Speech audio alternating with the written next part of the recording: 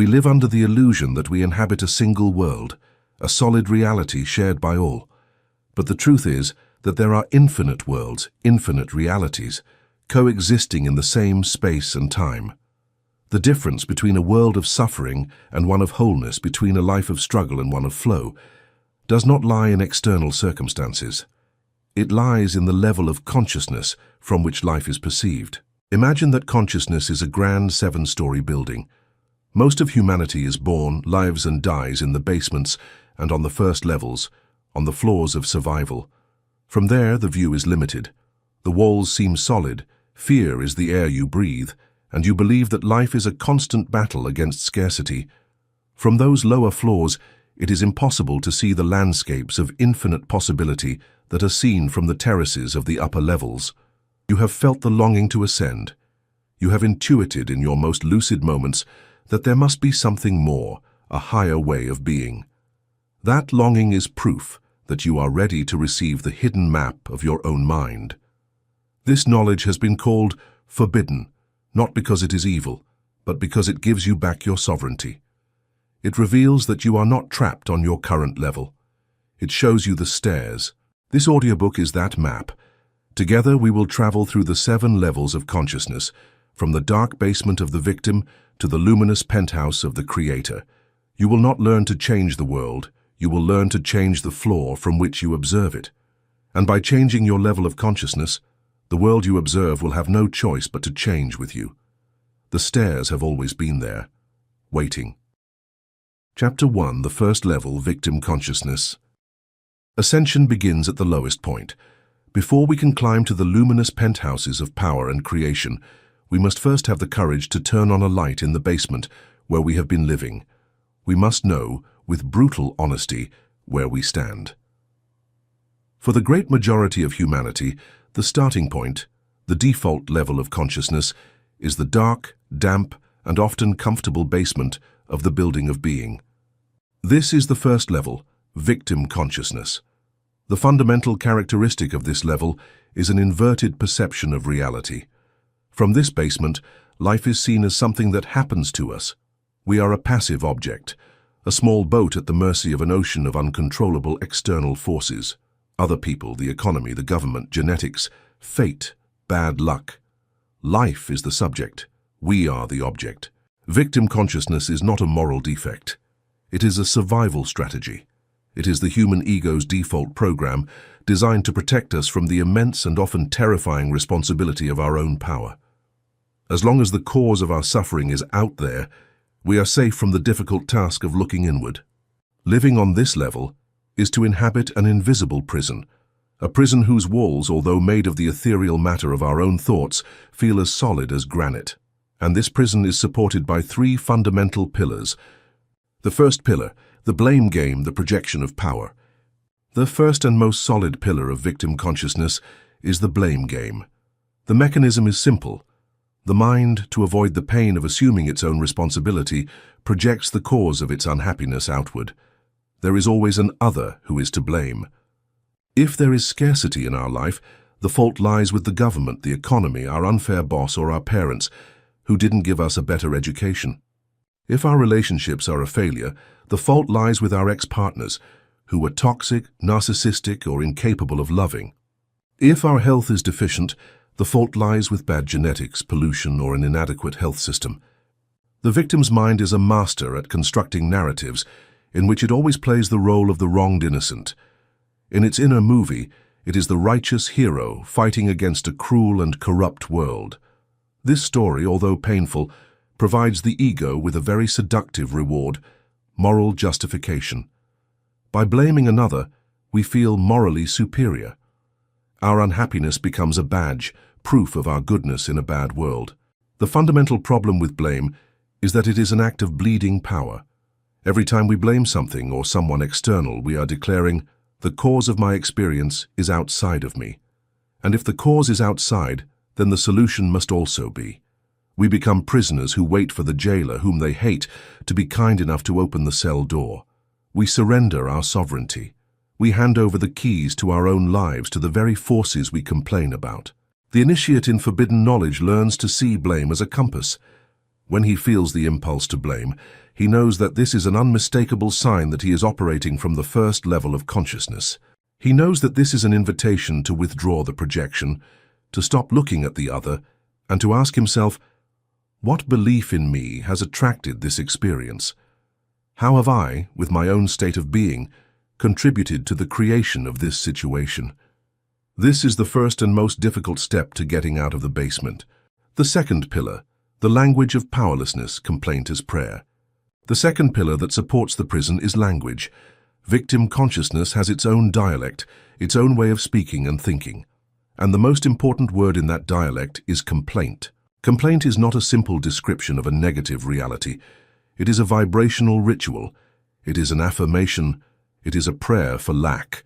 Every time we complain, we are using our creative power, the power of the word, to reinforce and solidify the reality we say we don't want. I'm so tired. A command for the body to generate more fatigue. This is impossible. A decree that closes the door to any creative solution. I'll never find anyone. A prophecy that the subconscious will take care of fulfilling. Complaining is also a form of social bonding in the basement of consciousness. People in the victim state often gather to form what are known as complaint communities. They get together to talk about how bad the world is, how unfair their bosses are, how difficult their lives are.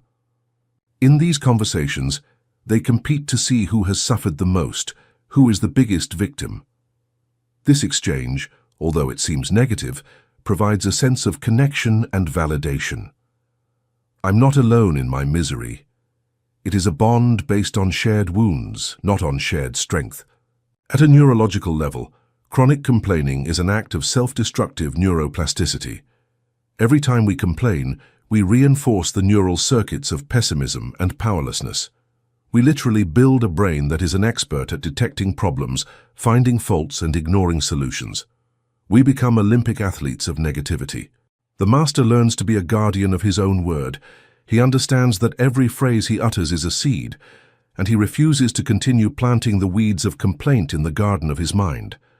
This does not mean that he practices toxic positivity or denies problems. It means that he chooses to use his language to describe the problem from a place of power.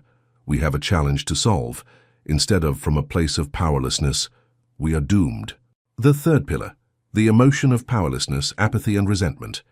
Finally, the atmosphere, the emotional climate of the victim's basement, is dominated by two twin emotions, apathy and resentment. Apathy is the emotion of surrender. It is the feeling that nothing I do matters.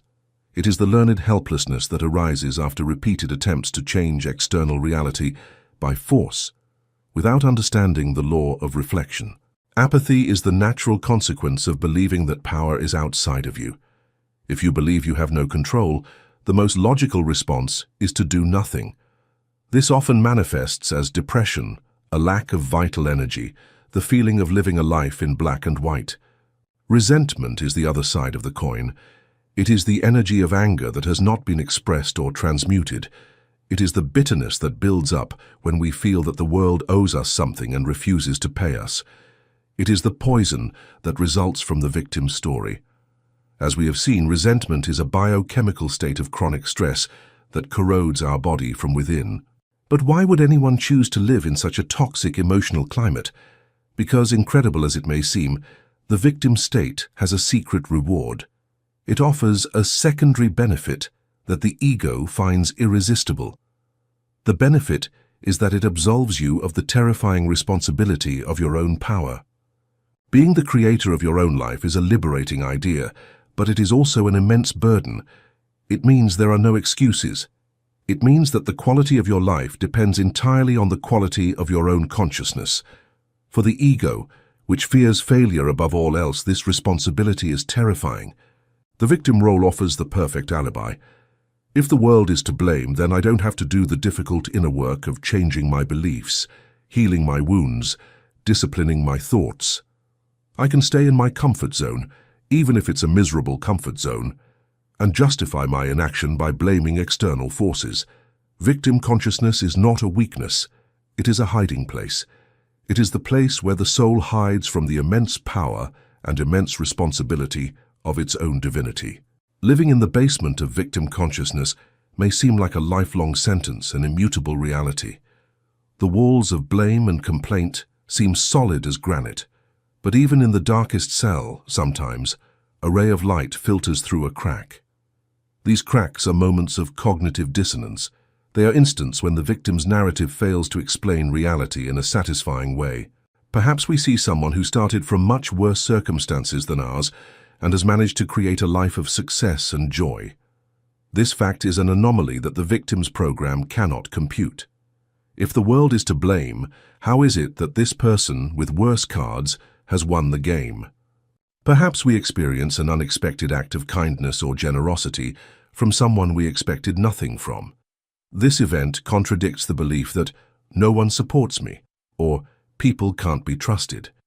Or perhaps, and this is the most common, the suffering becomes so unbearable that it breaks its own container. The pain of staying in the cell finally becomes greater than the fear of the unknown that lies outside of it. This is the moment of hitting rock bottom. It is not a tragedy, it is an act of grace. It is the soul shouting with a thunderous clarity, "There has to be another way."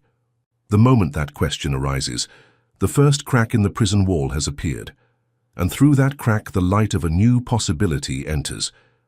The possibility that maybe, just maybe, the power is not out there.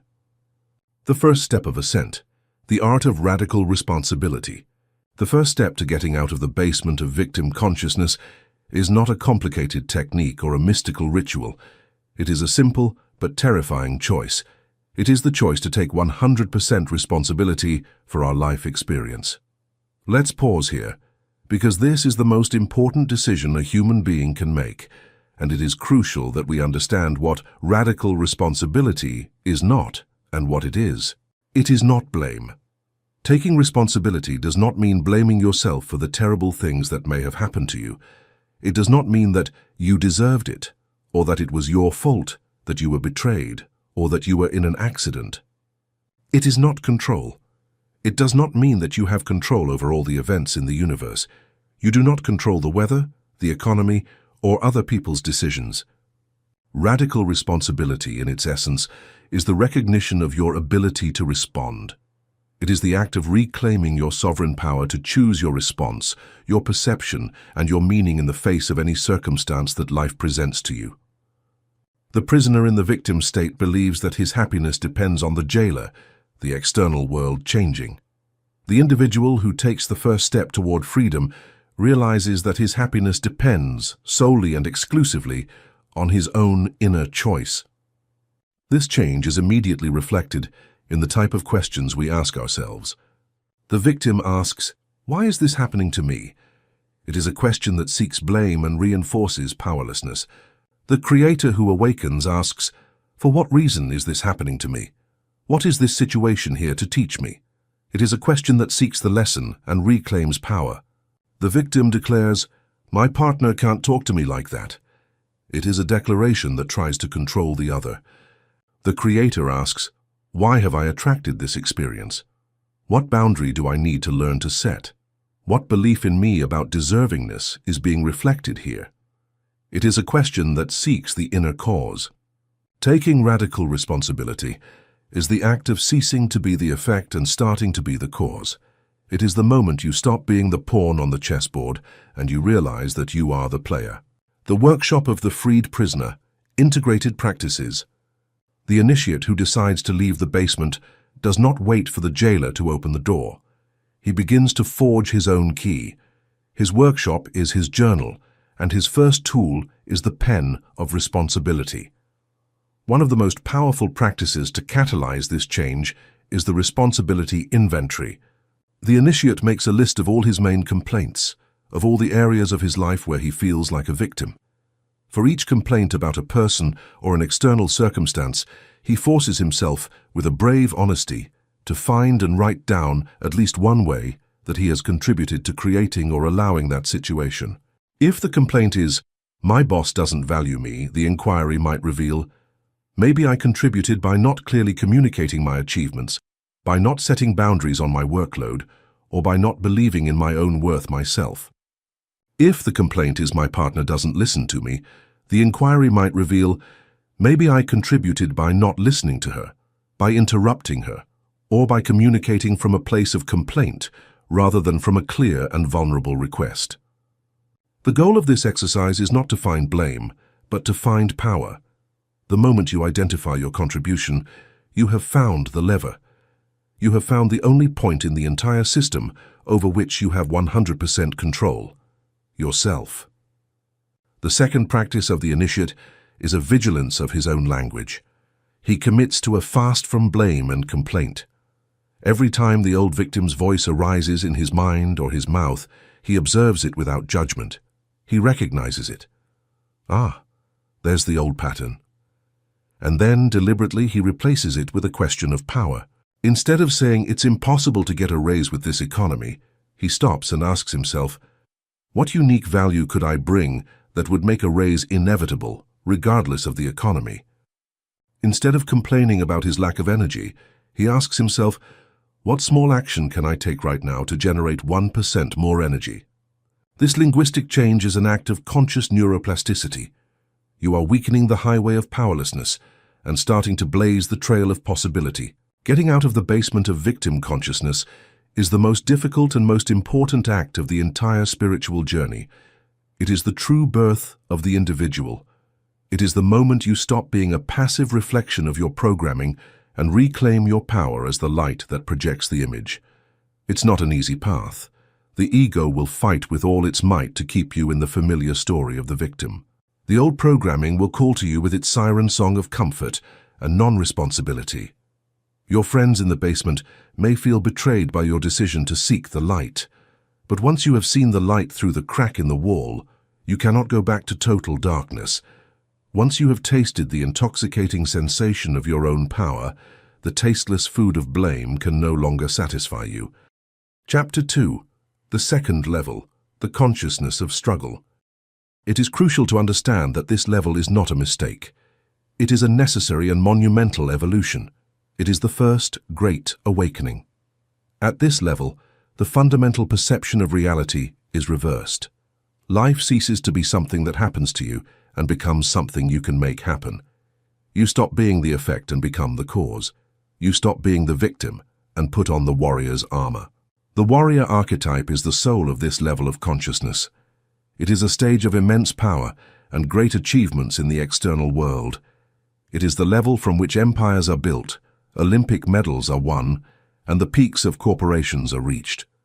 It is the consciousness that drives humanity to overcome its limits and conquer what seemed impossible. The new worldview, reality as a battlefield. From the warrior's perspective, the world is no longer a place of random chaos and injustice. It is transformed into a battlefield, a great strategic game full of challenges and opportunities. Obstacles are no longer seen as punishments of fate, but as enemies to be defeated. Goals are no longer impossible dreams, but territories to be conquered. This new perception is incredibly empowering. The powerlessness of the victim is replaced by a sense of control. The warrior knows that, through discipline and effort, he can impose his will on matter and shape his destiny. The main tool, willpower. If the victim's tool was complaint, the warrior's tool is willpower. At this level, the muscle of discipline is discovered and cultivated. The warrior learns to master his impulses, to overcome laziness, and to push beyond discomfort. No pain, no gain becomes his mantra. He learns to get up early, even if his body asks for rest. He learns to make the sales call even if he feels the fear of rejection. He learns to say no to instant gratification so he can say yes to his long-term goals. The warrior's life is a testament to the power of self-discipline. It is the demonstration that the conscious mind can, through sustained effort, take control of the automatic reactions of the body and emotions. The emotional climate, ambition and frustration. The warrior's emotional landscape is intense and charged with energy. The dominant emotion that drives him is ambition. It is the fire of the desire to grow, to achieve, to win, to prove himself. It is a proactive energy that pulls him out of passivity and launches him into the world. The negative emotion that defines this level is no longer the victim's self-pity, but frustration and anger. When the world does not bend to his will, when an obstacle stands in his way, The warrior does not lament. He gets angry. He feels a surge of aggressive energy. This anger for the warrior is a fuel. He uses it to redouble his efforts, to attack the problem with more force, to prove that he is more powerful than the resistance he encounters. The fruits of the second level. We should not underestimate the achievements of this consciousness. It is the level of the hero in our culture. People who operate from this state are often the pillars of society. They are the entrepreneurs who create jobs, the athletes who inspire us, the leaders who build nations. They learn to master the material world. They achieve the wealth, status, and recognition that the victim could only dream of. From the perspective of the basement, the second floor seems like a palace. The shift from victim consciousness to struggle consciousness is, without a doubt, one of the most important evolutionary leaps a human being can make. It is the act of reclaiming one's power. The shadow of the warrior, the golden prison, and yet, despite all his achievements, despite his immense power, the consciousness of struggle is not the final destination. It is a stage, not the goal. Because this level, although it may seem like a palace from below, is in reality a prison. A golden prison, perhaps, but a prison nonetheless. The shadow of the warrior, his fundamental limitation, is that his worldview remains dualistic. He still lives in a universe of me against the world. His peace depends on victory. He can only relax when he has won the battle, when he has reached the goal. But since life is an endless series of challenges, his peace is always temporary, fragile, followed by the anxiety of the next battle. He does not know unconditional peace. His worth depends on his achievements. His identity is completely fused with his successes and failures. If he wins, he is a winner. If he loses, he is a loser. His self-esteem is not intrinsic. It is a reflection of his external performance. He lives in a state of constant pressure to prove his worth.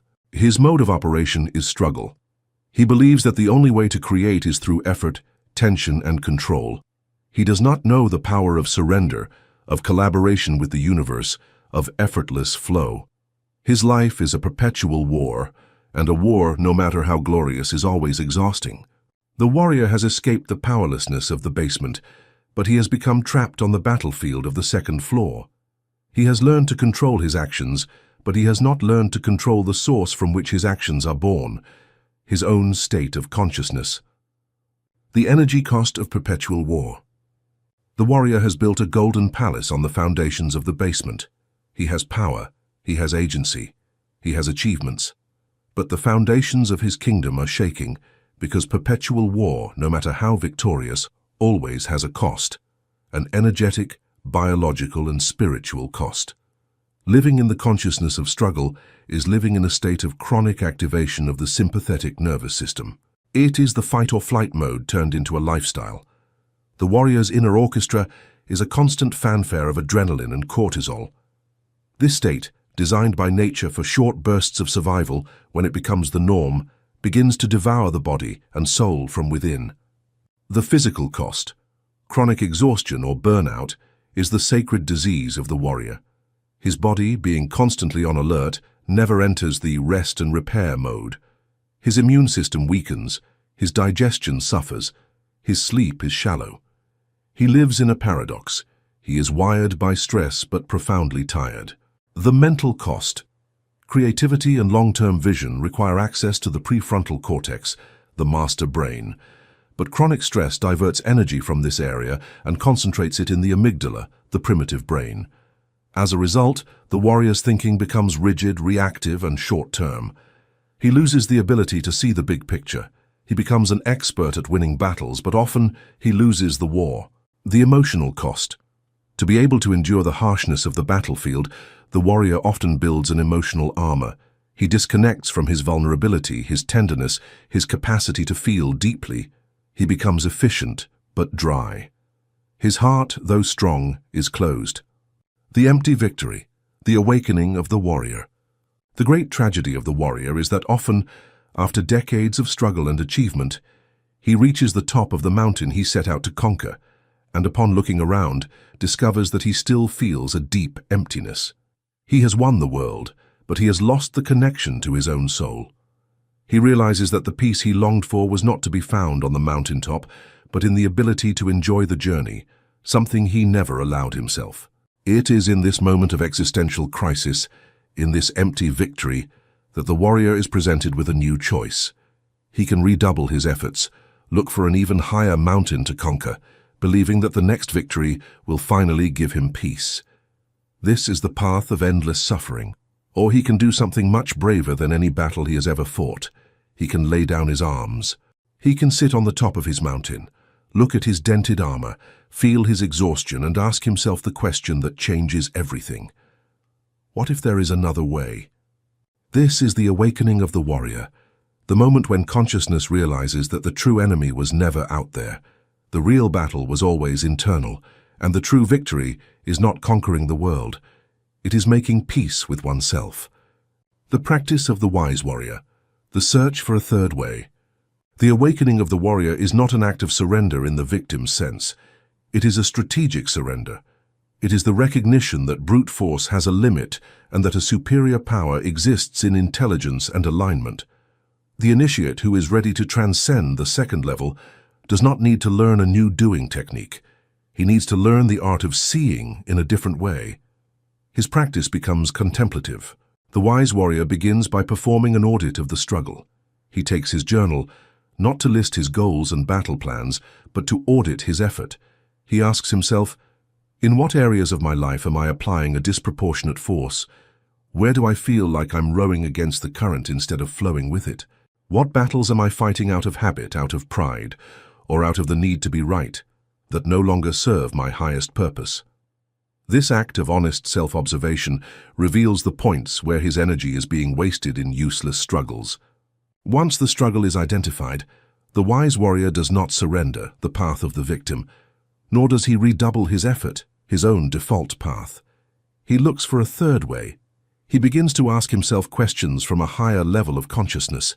Instead of, how can I defeat this obstacle, he asks, what if this obstacle is not an enemy to defeat, but a door that invites me to find a smarter path, a path I had not seen? Instead of, how can I force myself to be more disciplined, he asks, what if the solution is not in doing more, but in being in a different way? What inner state, if I cultivated it, would make the right action flow effortlessly? Instead of, how can I control this outcome, he dares to ask, what would happen if, for a single day, I completely let go of the need to control and trusted in a higher intelligence? These questions are revolutionary. They mark the shift from a paradigm of control to a paradigm of collaboration. The warrior begins to intuit that perhaps the universe is not an adversary, but a potential partner. The consciousness of struggle is a noble, essential, and powerful stage. It is the forging of willpower, discipline, and personal power. Without it, nothing lasting can be built. It is the fire that transforms the raw ore of potential into the steel of capability. No one can skip this level. But it is not the home, it is the training ground. The final awakening of the warrior occurs at the moment he realizes that the true victory is not the one won over the world. It is the one won over the need to struggle itself. It is the discovery that the greatest power is not the ability to impose one's will, but the wisdom to align it with the will of the universe. Chapter 3, the third level, Achiever Consciousness. This is the level of consciousness that our modern civilization idolizes. It is the pinnacle of success as defined by the world. If the victim is the pawn and the warrior is the rook, the achiever is the master player who moves all the pieces on the board. The leap from the second to the third level is a leap from force to intelligence, from reaction to deliberate creation. Consciousness stops seeing the world as a battlefield to be conquered by force and begins to see it as a system that can be understood, managed, and optimized to produce specific results. The architecture of achievement, the keys to the third level. The achiever is an architect. His power lies in his ability to design a future and then build it brick by brick with astonishing precision and effectiveness. This operational state is supported by three fundamental pillars. 1. The power of the goal, the future as a destination. The warrior fought by instinct. The achiever acts with purpose. The fundamental tool of the third level is the goal. Achiever consciousness understands a fundamental principle of the mind. The subconscious is a remote-controlled mechanism. Like a heat-seeking missile, it needs a clear target to be able to mobilize its immense resources. Without a target, energy is dispersed. With a clear target, energy is concentrated into a laser beam. At this level, people learn the art and science of setting goals. They learn to be specific, to measure their progress, to set deadlines. They transform the vague dreams of the victim and the brute ambitions of the warrior into detailed action plans. This is the level where many first discover the laws of manifestation, but they often use them from a purely mechanical perspective. They use affirmations and visualizations not as an act of aligning their being, but as mental programming tools to achieve a result. The what, the external goal, remains more important than the who, the person they become in the process. 2. The currency of time and productivity. Optimizing doing. If the goal is the destination, the vehicle to get there is productivity. The achiever is a master of time and energy management. He understands that these are his most valuable resources and becomes obsessed with optimizing their use. This is the world of self-help books on efficiency. The achiever learns to prioritize, using principles like the Eisenhower matrix or the Pareto principle, to eliminate distractions, to create systems, and to leverage his effort. Unlike the warrior, who believes that the only solution is to work harder, the achiever seeks to work smarter. His life becomes an engineering project. Every hour of the day is scheduled. Every action has a purpose. Every result is measured. This discipline allows him to reach levels of productivity and material achievements that are incomprehensible to the lower levels. 3. The engine of external validation. The self as an achievement. Here we get to the core, the fuel that powers the achiever's engine. Why this incessant need to achieve? Because at the third level of consciousness, identity is completely fused with performance. The worth of the self is measured by the success of the doing. The achiever has overcome the powerlessness of the victim and the reactivity of the warrior, but he continues to operate from a fundamental wound, the belief that he is not enough on his own. His tireless pursuit of achievement is, deep down, a search for validation. Every goal achieved, every trophy won, every number added to his bank account is an attempt to silence the inner voice of inadequacy. The scorecard of his life is completely external. The title on the business card, the size of the house, the likes on social media, the admiration in the eyes of others. He lives for applause. The golden fruits of achievement. We should not demonize this level. Achiever consciousness is the driving force behind much of our civilization's progress. It is the energy that has built our cities, driven scientific advances, and created companies that employ millions of people. The people who inhabit this state are the winners of our society.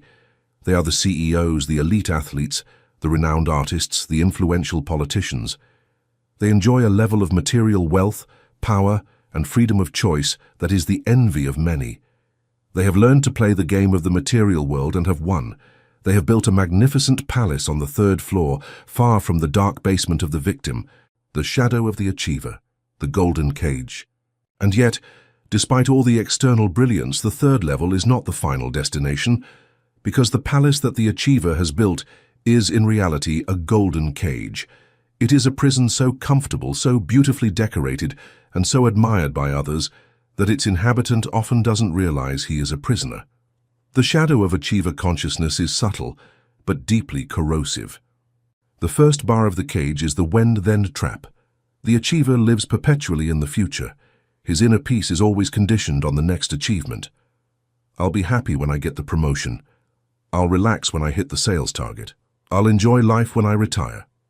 But when he reaches the goal, the feeling of satisfaction is incredibly fleeting, a brief moment of relief before the anxiety for the next goal sets in. He falls into the hedonic treadmill, needing increasingly larger achievements to feel the same emotion. Happiness is never here and now, it is always on the next summit. The second bar of the cage is the fear of stillness. The achiever is an action addict. His doer identity depends on being in constant motion. Rest is not seen as a source of renewal, but as a sign of laziness, a waste of time, a threat to his status. Silence terrifies him because in the silence he might have to face the emptiness that his achievements are trying to hide. This fear of stillness is the recipe for the most sophisticated form of exhaustion, soul burnout. And the third and thickest bar is the loss of the self. The achiever has identified so completely with his actions and his roles that he has forgotten his true essence. He is no longer a human being. He is a CEO, a doctor, an athlete. If you take away his title, his function, his list of achievements, he often feels that there is nothing left. He has sacrificed the totality of his being on the altar of his function. He has lost the ability to enjoy the simple, joyful experience of existing without any agenda, without any goals. The achiever has won the world, but often at the cost of losing himself. The cage is comfortable, but the soul, which longs for infinite expansion, begins to feel claustrophobic. And it is at this point, at the peak of worldly success, where the deepest crisis often occurs, the call to the next level of consciousness. The achiever has built a magnificent golden cage, admired by all who remain on the lower levels. From the outside, his life seems perfect, but the soul cannot be caged forever, no matter how golden the bars are. Sooner or later, the deepest part of our being, the one that longs for authenticity and freedom, begins to beat against the walls of the prison. This awakening is often catalyzed by one of three great life events. The first is the crisis of empty success.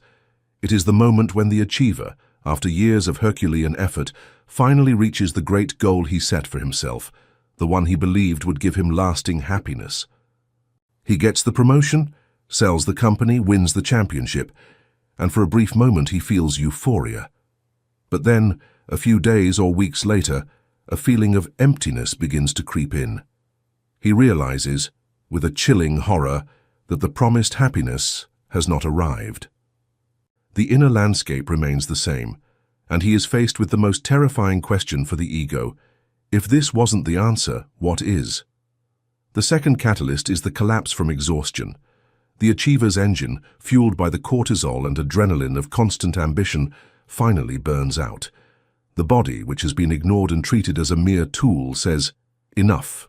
This often manifests as a health crisis, a heart attack, an autoimmune disease, a chronic exhaustion, burnout, so deep that it prevents him from getting out of bed. Life, through the wisdom of the body, forces him to stop by force, since he refused to do so by choice. And the third catalyst is an uncontrollable event, an external force that shatters the achiever's illusion of control. It can be an economic crisis that takes his business, a betrayal from a trusted partner, or the loss of a loved one, an event that, no matter how much he tries, how much he plans, or how hard he works, he cannot fix. This event forces him to confront his own fragility and to seek a source of security that does not depend on external circumstances. When one of these events occurs, the cracks in the golden cage become a fracture. And through that fracture, the achiever, for the first time, glimpses the possibility of a different kind of freedom. The great reframe. From doing to being. The awakening of the achiever is the beginning of a profound process of reframing. It is the act of changing his life's operating system. The first and most important change is to move from an identity based on doing to one based on being.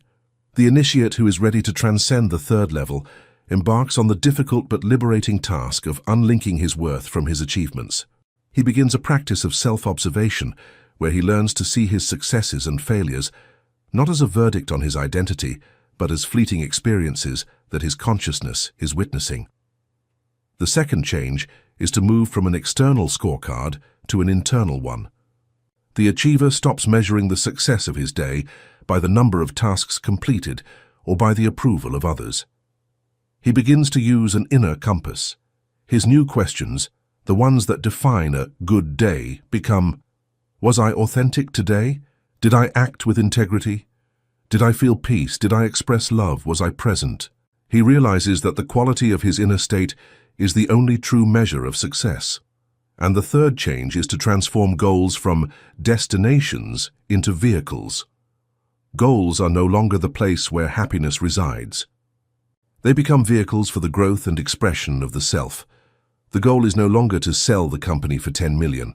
The goal is to Enjoy the creative process of building something of value, and if the result is 10 million, fantastic. Joy is shifted from the destination to the journey. The practice of the awakened achiever.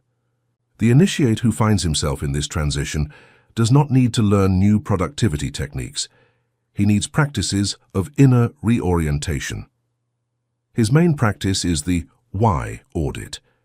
He takes his list of goals and for each one asks himself the alchemical question: what is the true motivation behind this goal? Am I pursuing this to prove my worth to others, to fill an inner void? Or am I pursuing this because it is an authentic expression of my soul, because the process itself fills me with joy? If the answer is the former, he doesn't necessarily abandon the goal, but he consciously reframes it, looking for a way to align it with a deeper purpose of service or growth. In addition, the awakened achiever begins to set a new kind of goals, goals of being. Along with his doing goals, launch the product, close the deal, he sets being goals. My goal for this project is to practice patience in the midst of chaos. My goal for this conversation is to listen with total empathy. He realizes that achieving the goal of being is, in fact, the true triumph, regardless of the external outcome.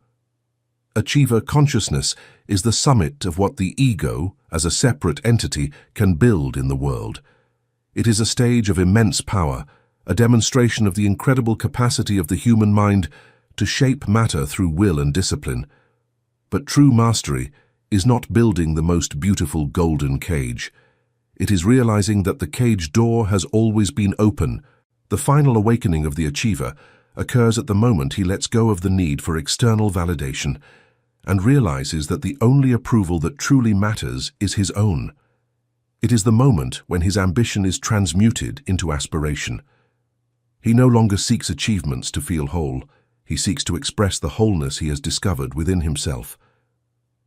Chapter 4. The Fourth Level. The Consciousness of Intention. The achiever, standing on the summit of his mountain of achievements, contemplates the emptiness of his victory. He has won the world's game, but feels he has lost the connection to his own soul. In that sacred crisis, in that divine dissatisfaction, he makes the most important pivot of all. He stops looking outward, seeking the next trophy, and for the first time, he turns his gaze inward, seeking meaning. He leaves the boardroom and enters the temple. This is the great turning point in the journey of consciousness.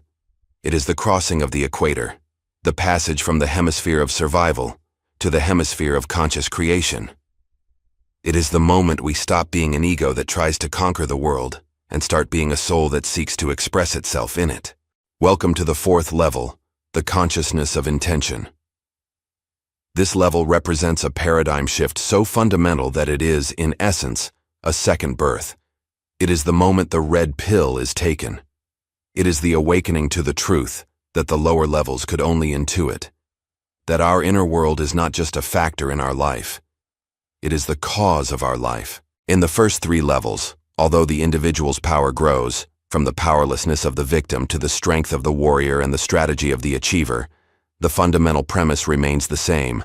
We live in an external world that is solid and real, and our job is to react to it, fight against it, or manipulate it as effectively as possible. At the fourth level, this premise crumbles. The revelation of the law of reflection occurs. The recognition that the external world is a mirror, a projection of our inner state. And with this revelation, the game changes completely. It is no longer about getting things from the world. It is about emanating a quality of being from within ourselves. The question stops being, what can I get, and becomes, who do I choose to be? From goal to intention, a change in language. The language of the third level was that of the goal. A goal is an external objective, a destination on the map of the material world that the ego wishes to reach in order to, at last, feel validated and happy. The language of the fourth level is that of intention. An intention is radically different. It is not an external destination. It is a quality of being that the soul chooses to express in the present moment. A goal is, I want to earn $1 million. An intention is, I choose to be a channel of abundance and value and to live in a state of financial freedom. A goal is, I want to find a partner. An intention is, I choose to be an embodiment of self-love and wholeness, and to attract a relationship that is a reflection of that inner harmony. Do you see the difference? The goal is conditional and in the future. The intention is unconditional and anchored in the present. The goal seeks happiness in the result. The intention finds happiness in the process. The achiever lives for the goal. The conscious creator lives from the intention. The architecture of a master intention. An intention, to have creative power, must be built with a precise architecture. It is composed of three fundamental elements: clarity, emotion, and faith. 1. The clarity component. The what. An intention must be crystal clear. The universe does not respond to vague signals. An intention like, I want to be happy, is useless, because it does not define what happiness is for you.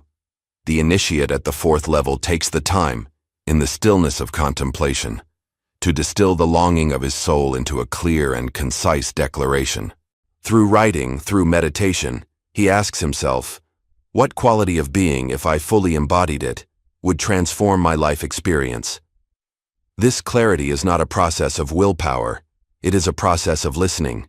It is quieting the mind enough to be able to hear the whisper of one's own soul.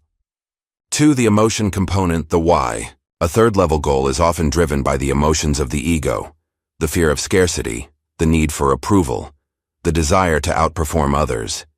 It is a low-vibration fuel that, although it can generate results, always leads to exhaustion.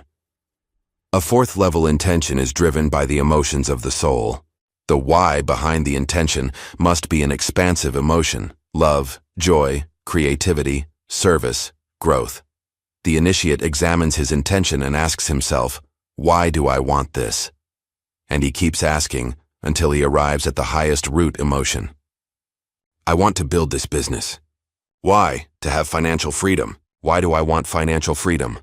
To not have to worry about money.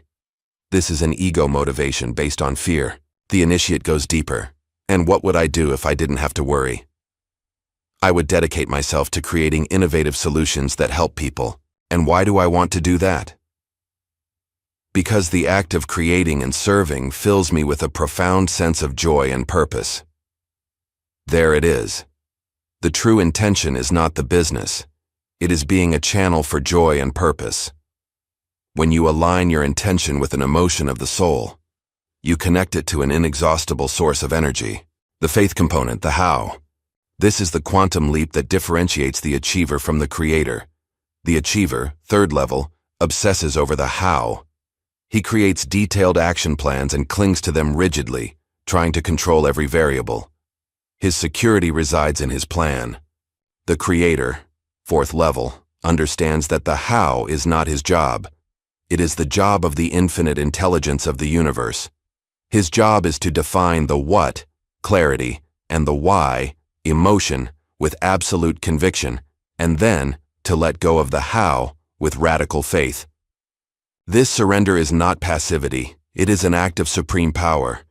It is the recognition that the conscious mind, with its limited vision, cannot conceive of the miraculous and synchronistic paths that universal intelligence can orchestrate.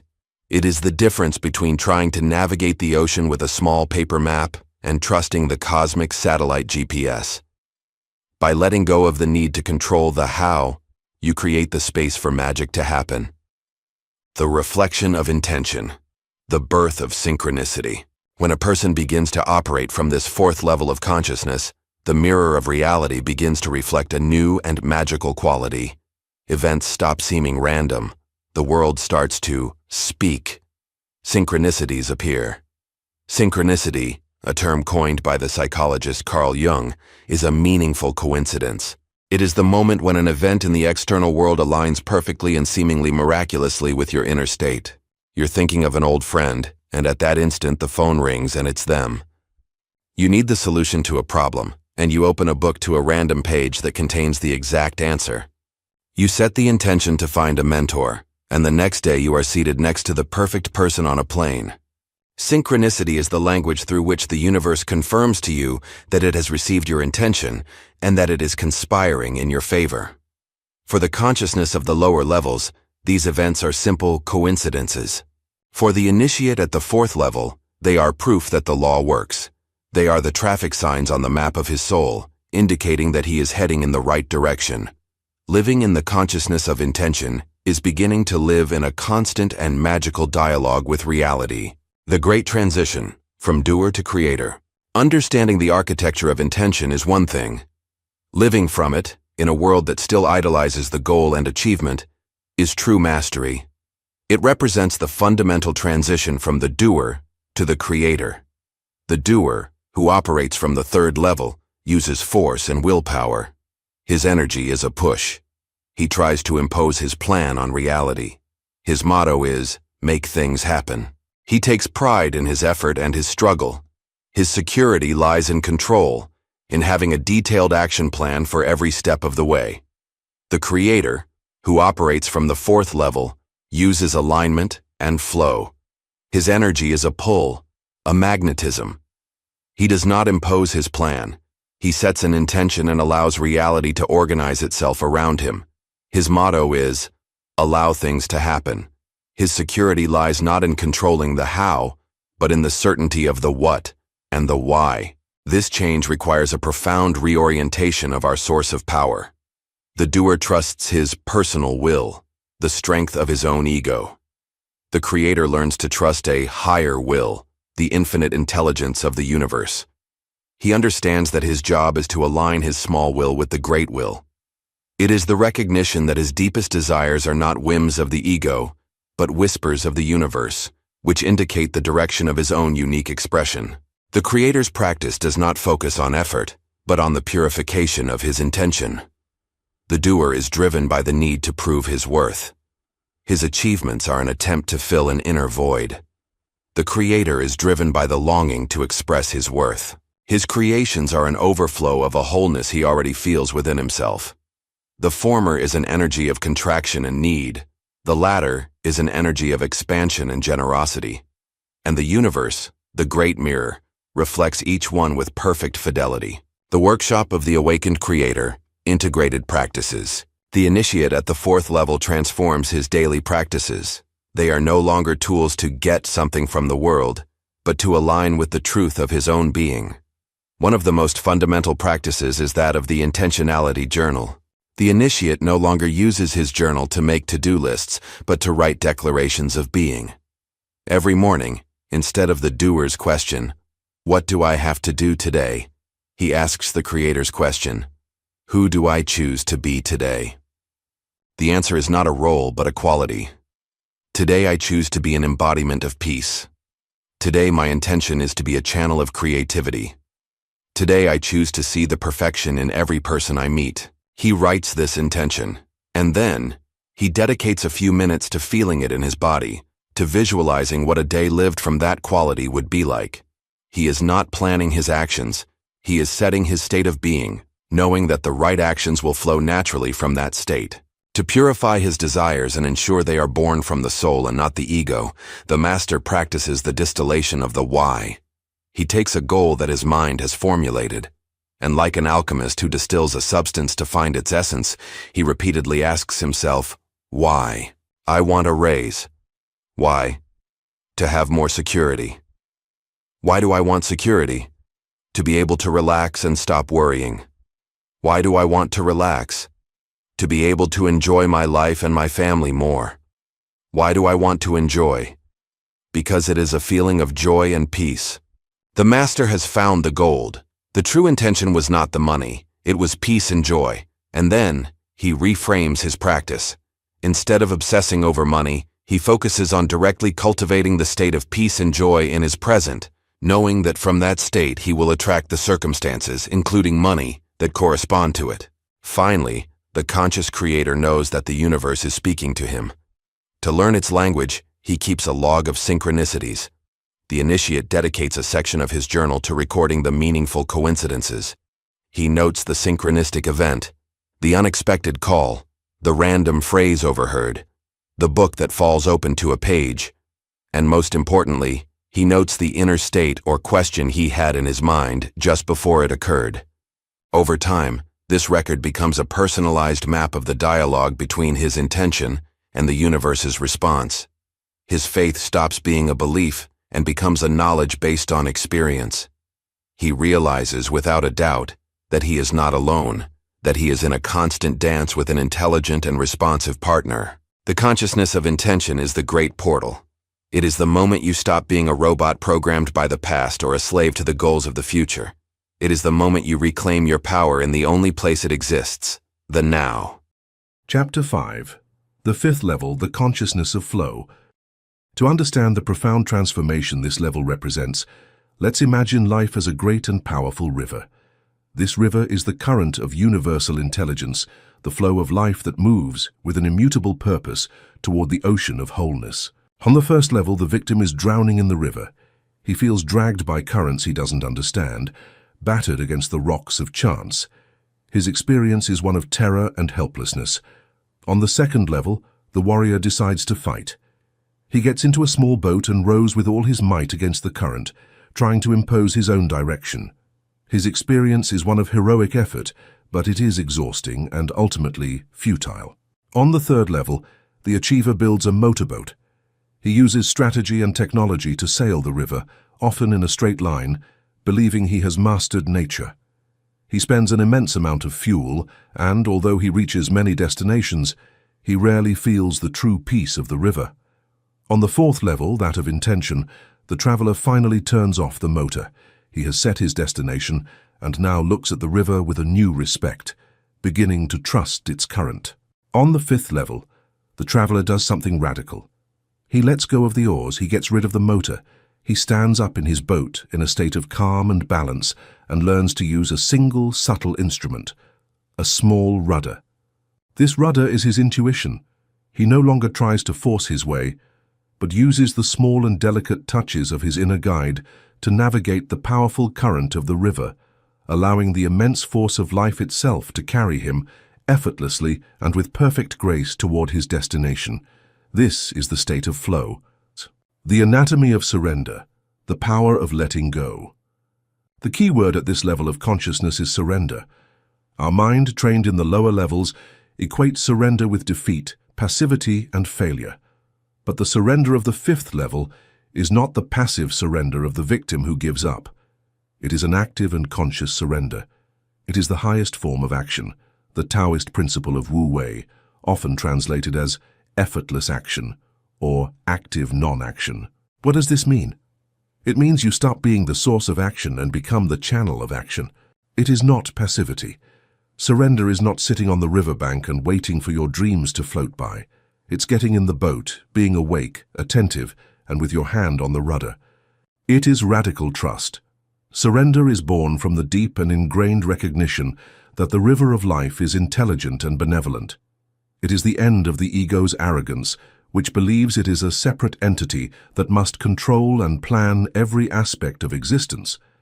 It is the humility of recognizing that we are part of an immensely greater intelligence, and that by aligning with its flow, we access a power and a wisdom that our small logical mind could never conceive. It is the end of resistance. All human suffering, without exception, is born from resistance to what is. When we resist the present moment, when we argue with reality, we create friction, a tension that manifests as stress, anxiety, and pain. The master of flow does not resist the present moment. He accepts it completely, not with resignation, but with the wisdom of knowing that every moment, even the most challenging, is a necessary stretch of the river that is carrying him to his destination. This radical acceptance of what is dissolves suffering and allows him to see with crystalline clarity the next inspired move. The feeling of flow. The psychologist Mihaly Csikszentmihalyi dedicated his life to studying this state, which he called flow experience. He described it as a state of total immersion in an activity where the sense of self vanishes, time is distorted, and action and consciousness merge. It is the experience of the athlete in the zone, of the artist who channels a masterpiece, of the programmer who solves a complex problem in a state of joyful concentration. At the fifth level of consciousness, flow ceases to be an exceptional experience that happens by accident during a specific activity. It becomes the fundamental quality of life itself. You live in a state of serene confidence. Anxiety about the future dissolves. because you trust that the river will take you where you need to go. Regret for the past vanishes, because you understand that every bend in the river was a necessary part of the journey. Life ceases to be a series of problems to be solved, and becomes an adventure to be experienced. The language of the river, intuition and synchronicity as the norm. How does flow speak to us? How do we know where to steer our subtle rudder? At the fifth level, intuition and synchronicity, which were magical glimpses at the fourth level, become the everyday language. Intuition as the current. Intuition is no longer an occasional hunch. It becomes the constant feeling of the current beneath the boat. It is a bodily knowing. You feel in your body which decision is expansive with the current and which is contractive against the current. You stop making decisions based solely on the logical mind's analysis of pros and cons and start navigating based on the wisdom of your inner compass. Synchronicity as the signs on the bank. Meaningful coincidences stop being surprising and become the norm. They are the signs on the riverbank that confirm you are going in the right direction. The book that falls open, the person who appears with the answer you needed, the opportunity that arises from nowhere. All are seen as part of the intelligent orchestration of the flow. Living in the consciousness of flow is inhabiting a universe that is no longer mute and mechanical, but alive, intelligent, and communicative. It is a constant dialogue between your soul and the soul of the world. The great paradox of control. We have defined the state of flow as a surrender to the intelligent current of life, but for the mind trained in struggle and achievement, this is the most terrifying idea of all.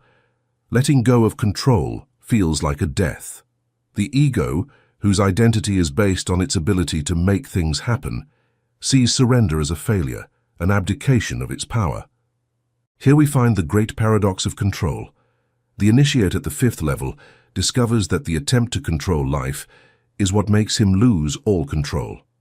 When we try to force outcomes, when we resist the tides of rhythm, when we fight against circumstances, we create immense friction. We get exhausted, stressed, and reactive. In our desperate attempt to control the river, we fall out of the boat and are carried away by it. True sovereignty, true control is born from surrender. It is born from the recognition that we do not control the wind, but we can adjust our sails.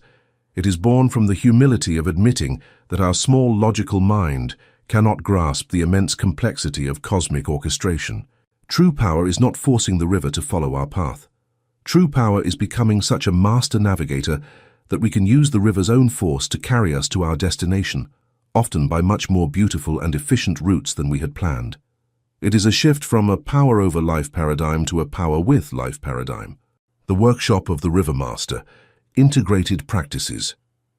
The initiate who wishes to inhabit the consciousness of flow does not achieve it by accident. He cultivates it through a subtle and persistent inner practice. His workshop is no longer the boardroom of planning, but the silent deck of his own boat. The first practice is morning surrender. The master no longer begins his day with a detailed battle plan, with a rigid to-do list he tries to impose on the day. He begins instead with an act of alignment. In his morning meditation, his prayer is no longer one of petition, but of availability. His mantra is a variation of this. Universal intelligence that flows through all things, today I surrender to your wisdom. Use me as a channel for your purpose. Show me the path of flow.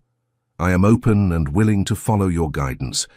May my will and yours be one. This act of morning consecration changes the energy of the entire day. It is no longer a day of struggle, but of co-creation. The second practice is using the body compass.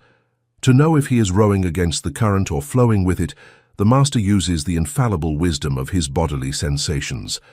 The practice is that of the expansive feeling. Faced with a decision, an opportunity, or a path to follow, the initiate does not just analyze it with his mind. He takes a moment to feel it in his body. He asks himself, how does the idea of taking this action feel in my body? Does it feel light, open, spacious, expansive? Do I feel a flowing energy of enthusiasm toward it? That is the unmistakable signal of flow. Or on the contrary, does it feel heavy, contractive, forced? Do I feel a knot in my stomach, a tension in my shoulders? That is the signal of resistance. The master learns through practice to trust the wisdom of his body over the often deceptive arguments of his ego. The third and perhaps most important of the practices is the art of the inspired no. To live in flow is not to become a passive leaf that says yes to everything life presents. In fact, it is the opposite. It is the art of saying no to almost everything, so you can say a powerful and resounding yes to the few things that are truly aligned with the course of your river. The master of flow is a jealous guardian of his energy. He knows that every time he says yes to an opportunity that feels heavy or forced, he is spending his energy rowing in a tributary that does not lead to his destination.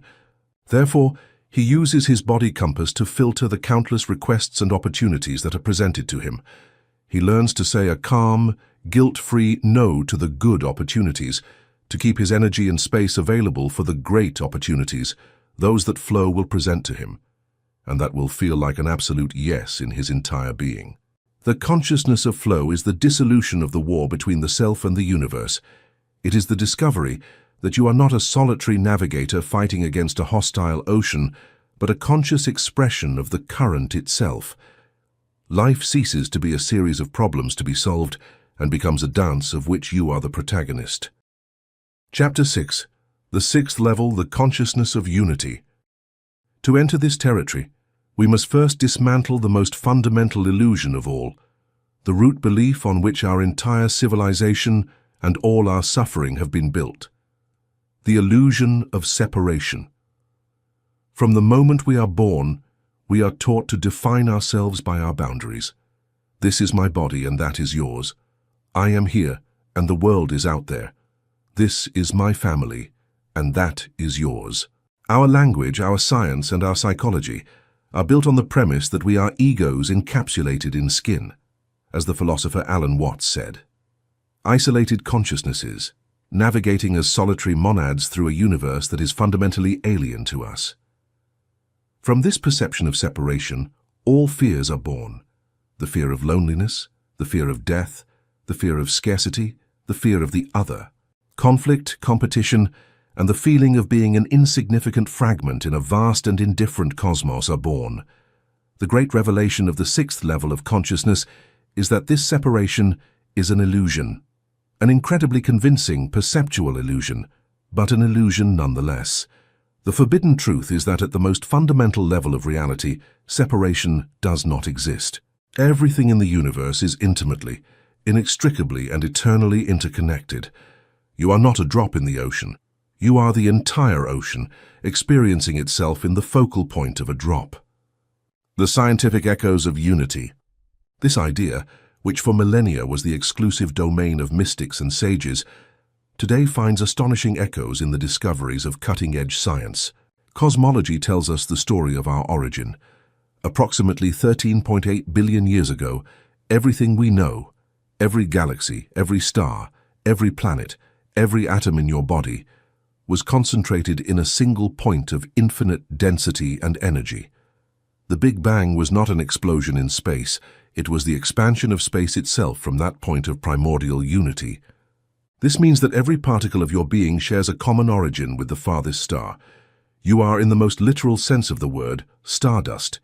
You are made of the same matter as the cosmos. Separation is an illusion of time and space.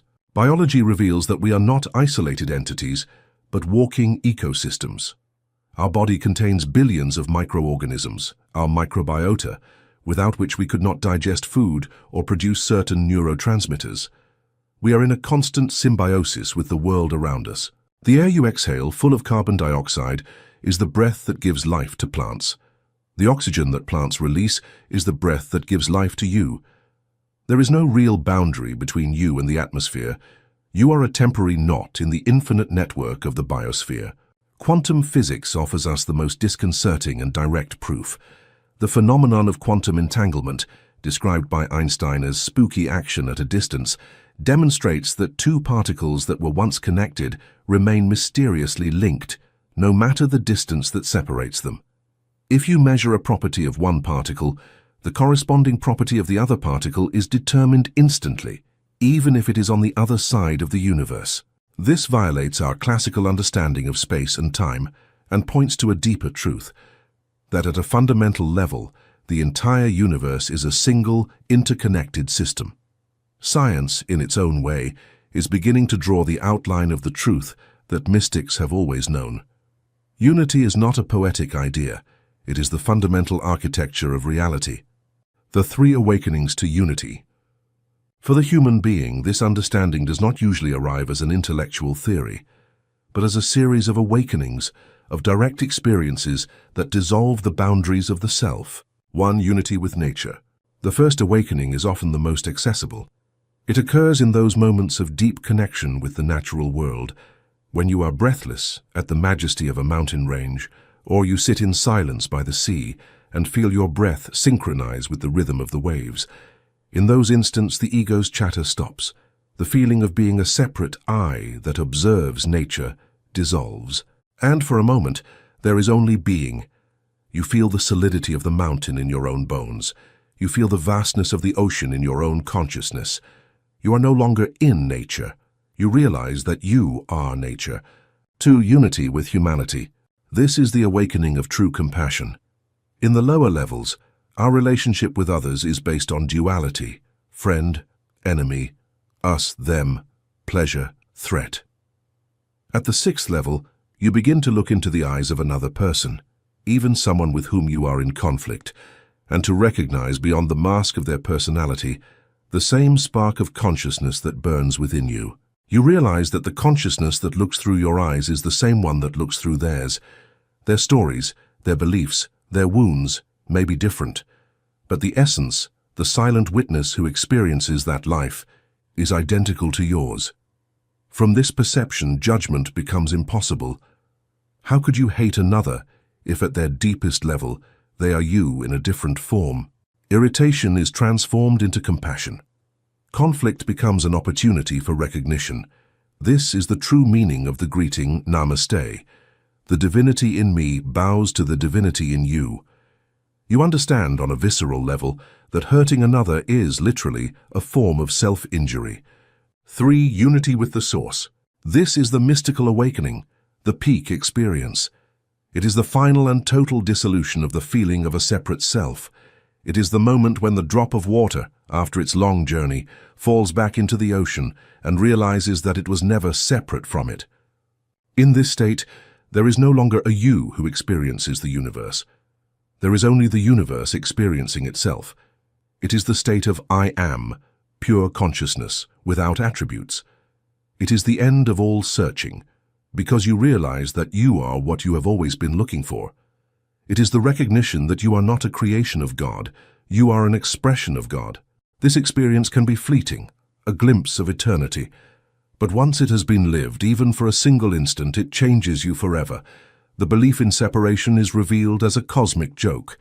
And even if you return to inhabit your personal identity, you now do so with a new lightness, with the silent certainty that your true self is as vast as the cosmos. This is the vision that awaits you at the 6th level, the dissolution of loneliness and the birth of universal connection. The shadow of unity, the spiritual ego. You have glimpsed the truth of unity.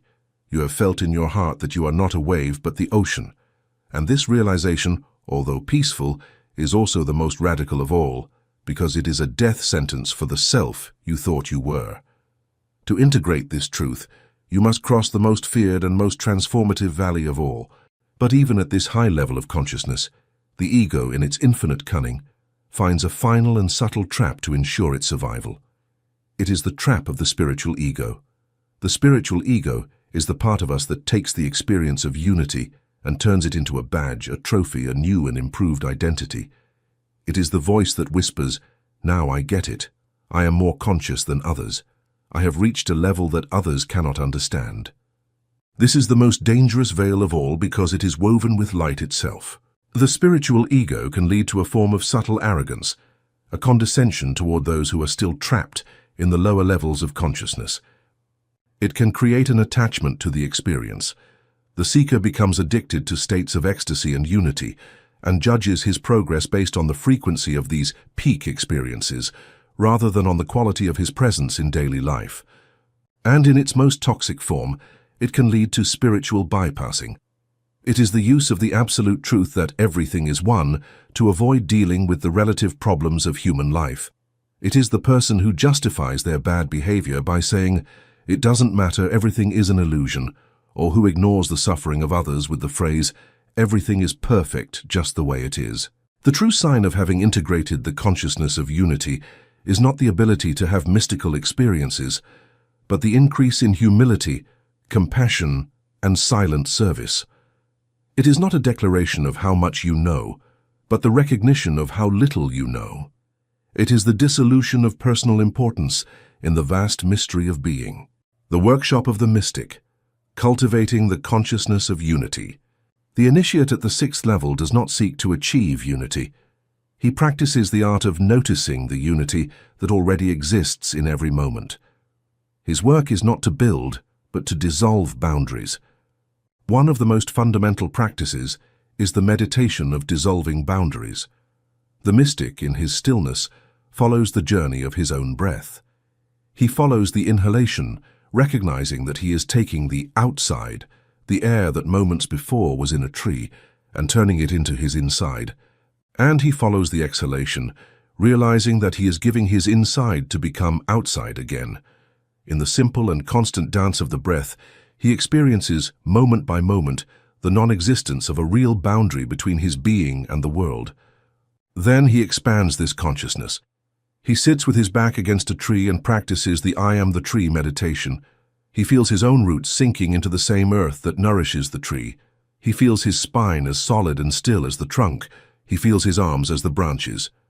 And he realizes that the tree and he are two different expressions of the same life, of the same upward impulse that seeks the light. The master knows that compassion is not a feeling that is forced, but a perception that is cultivated. It is the natural result of seeing the world through the lens of unity. To train this lens, he practices the just like me exercise.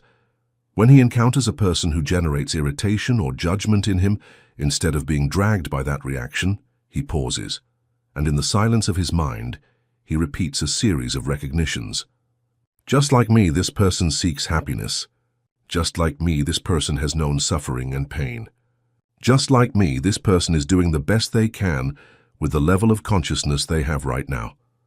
This simple act of recognition dissolves the illusion of the other as an enemy. It breaks the spell of judgment and opens the heart to the space of compassion, where the healing of relationships becomes not only possible, but inevitable. The consciousness of unity is the great homecoming. It is the end of loneliness. It is the discovery that love is not something that is given or received, but the very fabric from which everything is made. It is the peace that arises from knowing that you are not an isolated and fragile part of the universe, but the entire universe, experiencing itself. Chapter 7. The 7th level, the consciousness of being, I am. What is this I that observes the universe? What is the nature of the consciousness itself that has been witnessing this entire journey? To answer this question, we must take the final step. A step that is not a movement forward, but a dissolution into the center. A journey that is not one of ascent, but of return to the origin. Welcome to the 7th and final level. The level that is at once the foundation of all the others and their culmination. Welcome to the consciousness of being. Throughout our entire journey, we have focused on the content of our consciousness, our thoughts, our emotions, our beliefs, our perceptions. We have learned to observe them, to cleanse them, to transform them. But now we are going to do something radical. We are going to withdraw our attention from the content and place it on the container. We are going to explore the nature of consciousness itself. This is the journey of self-inquiry, the sacred question that the sages of all traditions have asked, who am I? Deconstructing the false I. To discover what we are, we must first relentlessly dismantle everything we are not. We have spent our lives identifying with a series of labels, of garments, believing they were our skin. The 7th level is the act of undressing completely. Are we our body? The answer seems obvious, but think about it. You say my body in the same way you say my car or my house. There is an I that owns and is aware of the body. The body is constantly changing. It ages, gets sick, heals. But the consciousness that observes it, the I that experiences it, remains constant. Therefore, we cannot be the body. We are the consciousness that inhabits and is aware of the body. Are we our thoughts? This is the most common identification. We believe we are the voice in our head. But if you can observe your thoughts, if you can witness how they arise and disappear, then, logically, you cannot be them. The observer is always distinct from the observed. Thoughts are clouds crossing the sky of your mind. You are not the clouds, you are the sky. Are we our emotions? We say, I am angry or I am happy, fusing our identity with the emotion of the moment. But emotion is a fleeting wave of energy. Yesterday's anger is gone. Last week's joy is a memory. Emotions are like the weather passing through the sky. They change constantly. But the I that is aware of both anger and joy remains. You are not the weather. You are the space in which the weather occurs. Are we our roles and our story? We identify with our roles. I am a mother. I am an engineer. I am Spanish. We identify with our personal history, with our achievements and our failures. But these are just characters we play in the great play of life. They are garments we put on and take off. The consciousness that played the role of the child 30 years ago is the same consciousness that is playing the role of the adult today. The roles change. The consciousness that plays them is immutable. When we perform this deconstruction, when we deny being everything that is observable and changing, what is left? At first, the logical mind may panic. It seems we are heading toward a void, toward nothingness, and in a sense we are. But it is not a void of annihilation. It is a fertile void. It is the silence from which all music is born. What remains when you strip away all the labels is pure consciousness, the simple, silent, and luminous feeling of being. It is the presence of the I am before you add anything to it. Not I am this or I am that. Simply I am. The nature of the I am, this is the seventh level. It is the recognition, the direct experience of your true nature as pure consciousness. And this state has several unmistakable qualities. It is formless and eternal. Pure consciousness has no form, no size, no age, no location. It was not born when your body was born, and it will not die when your body dies. It is the timeless and eternal space in which the entire universe, with all its time and space, appears and disappears. It is immutable. Your body ages. Your thoughts change every second. Your emotions fluctuate. Your roles evolve. But the consciousness that is a witness to all these changes has never changed. The consciousness that looked through your 5-year-old eyes, amazed by the world, is the exact same consciousness that is looking through your eyes now, reading these words. It is the only constant in your life. It is the immutable screen on which the changing movie of your existence is projected. Its nature is peace. The inherent nature of pure consciousness, when it is not identified with the drama of thoughts and emotions, is a deep and unshakable peace. It is the silence that lies beneath all the noise. It is not a peace you must achieve. It is the peace you discover has always been there when you stop creating conflict. It is the source of creation, and here we come to the final secret. This pure consciousness, this I am, is not a simple passive witness. It is the very substance of reality. It is the universal mind we spoke of in the first chapter. It is the quantum field of infinite potentiality. It is the light of the projector. It is the creative power of the universe, experiencing itself through your individual focal point. When you identify with the wave, your personality, your ego, you feel small, separate, and at the mercy of the ocean. When you remember your true identity as the ocean, consciousness, you reclaim your inherent power to create worlds. Life from the seventh level. You have glimpsed the truth of your being as pure consciousness, as the presence of the I am. But how does this sublime realization, this state that seems so ethereal, translate into the everyday experience of life? Does it mean that we stop being human, that we become indifferent, or that we float through the world in a mystical trance? Quite the opposite. Living from the seventh level does not take you out of life. It allows you for the first time to live it fully. When your center of gravity shifts from your personality, the wave, to your being, the ocean, your way of experiencing reality is radically transformed. The dissolution of problems.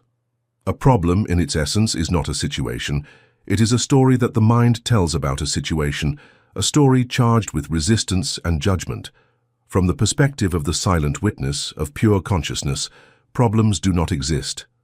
Only situations exist, situations that arise and are met, not with the anxious resistance of the ego, but with the calm and wisdom of the self. The energy that was once wasted on worrying about the problem is now available to find its solution. The end of fundamental fear. The ego's deepest fear is the fear of annihilation, the fear of death. It is the terror of the wave dissolving back into the ocean. But when you have recognized that your true identity is not the wave, but the ocean itself, this fear loses its power. You understand that the form, your body, your personality, is temporary, but that the consciousness you are is eternal. This realization does not make you reckless, but it instills in you a serene courage to live more audaciously, to love more completely, to risk expressing your truth because you know that in your essence you cannot be harmed. The birth of unconditional love. The ego's love is transactional. I love you if you make me happy. It is a love that comes from lack. When you recognize yourself as the consciousness that also animates the other, love ceases to be an emotion you give or receive. It becomes your natural state. Love is revealed as the recognition of unity. You love others not for what they do, but because in their deepest essence, they are you. This is the source of true compassion. The workshop of the sage integrated practices. The initiate at the 7th level no longer practices to arrive at a state. His practice is an art of abiding in the state he has recognized as his home. His tools are subtle, designed not to build, but to remember. The central practice of the sage is the I Am meditation. He does not meditate to calm the mind, a goal that comes from conflict. He meditates to remember who he is. He sits in silence, closes his eyes, and with each inhalation he gently introduces the mental syllable I. With each exhalation, the syllable am, not I am this or I am that. Simply, I am. He allows his attention to rest in this simple, pure and naked feeling of existing, the consciousness that is present before any label, before any story. This I am is his true home, and meditation is the daily act of returning home, of wiping away the dust of forgetfulness. When, throughout the day, the old habit of identification with a thought or emotion tries to hijack his peace, the sage does not fight it. He uses the sharp sword of self-inquiry, the question popularized by the great master Ramana Maharshi. When anger arises, instead of being swept away by it, the sage asks himself inwardly with genuine curiosity, who is aware of this anger? This question does not seek an intellectual answer. It is a koan, a tool for reorienting consciousness. It is impossible to answer it with the mind. Its only function is to divert attention from the object, the anger, to the subject, the consciousness that is aware of it. This simple act of reorientation instantly pulls him out of the cloud and returns him to the sky. It is the fastest tool for remembering. Finally, the master's practice is not a technique, but a state of being. It is the art of living as the silent witness. The initiate performs his daily tasks, participates in conversations, experiences joys and sorrows, but a part of his consciousness always remains anchored in the silent background, in the space of the I am. He lives with one foot in the world of form and the other in the world of the formless. He is the bridge between heaven and earth. He is no longer a person who seeks spiritual experiences. He has become spirituality, experiencing itself as a person. The 7th level is not a goal to be achieved. It is the truth of what you already are, waiting to be recognized. It is the end of all searching, because you have realized that you are what you have always been looking for. You have ascended through the 7 floors of the building of consciousness, from the basement of the victim to the penthouse of being, only to discover that you are not the inhabitant. You are the building itself, and the infinite sky that surrounds it. You have completed the theoretical part of your initiation. You have received the complete map of the territory of consciousness. Now, with this new and elevated perspective, you are ready to enter the practical workshop and learn, with renewed mastery, to use this knowledge to shape your reality in a way you never before imagined. Chapter 8. The Conscious Creator's Workshop. Now, with the wisdom of the 7th level as your foundation, We descend once again from the summit of contemplation and open the doors of the workshop. It is time to move from revelation to realization, from theory to practice. Welcome to the Conscious Creators Workshop. In the lower levels of consciousness, life is a reaction. We react to circumstances, to emotions, to the automatic thoughts that arise from our programming. In the higher levels, life becomes a creation. We stop being the effect and become the cause. This workshop and the ones that follow are your practical training to live as a conscious cause. We are no longer going to explore what the laws are, but how to apply them in an integrated and powerful way to shape the symphony of your life. The first discipline, the mastery of the inner state. The Creator's first and most fundamental work is not in the external world. It is not doing things. It is mastering his own inner state. The initiate understands that his state of being, his vibration, his emotional climate, is the mold from which the clay of reality is poured. If the inner mold is one of anxiety and scarcity, the reality that solidifies on the outside can only have that same shape. If the mold is one of peace and abundance, reality will reflect that quality. Therefore, before trying to create anything specific, the master dedicates time to becoming the engineer of his own energy, the guardian of his own state. This mastery is cultivated through three fundamental practices: centering, purification, and tuning. 1. The practice of centering, the anchor of consciousness. The Creator's first act upon entering his workshop is to center himself. He knows that he cannot compose a symphony from a place of chaos. The untrained mind is a whirlwind, swept by the wind of external stimuli and internal thoughts.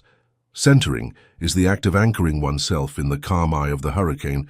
The simplest and most profound tool to achieve this is conscious breathing. The master does not use breath simply to oxygenate his body.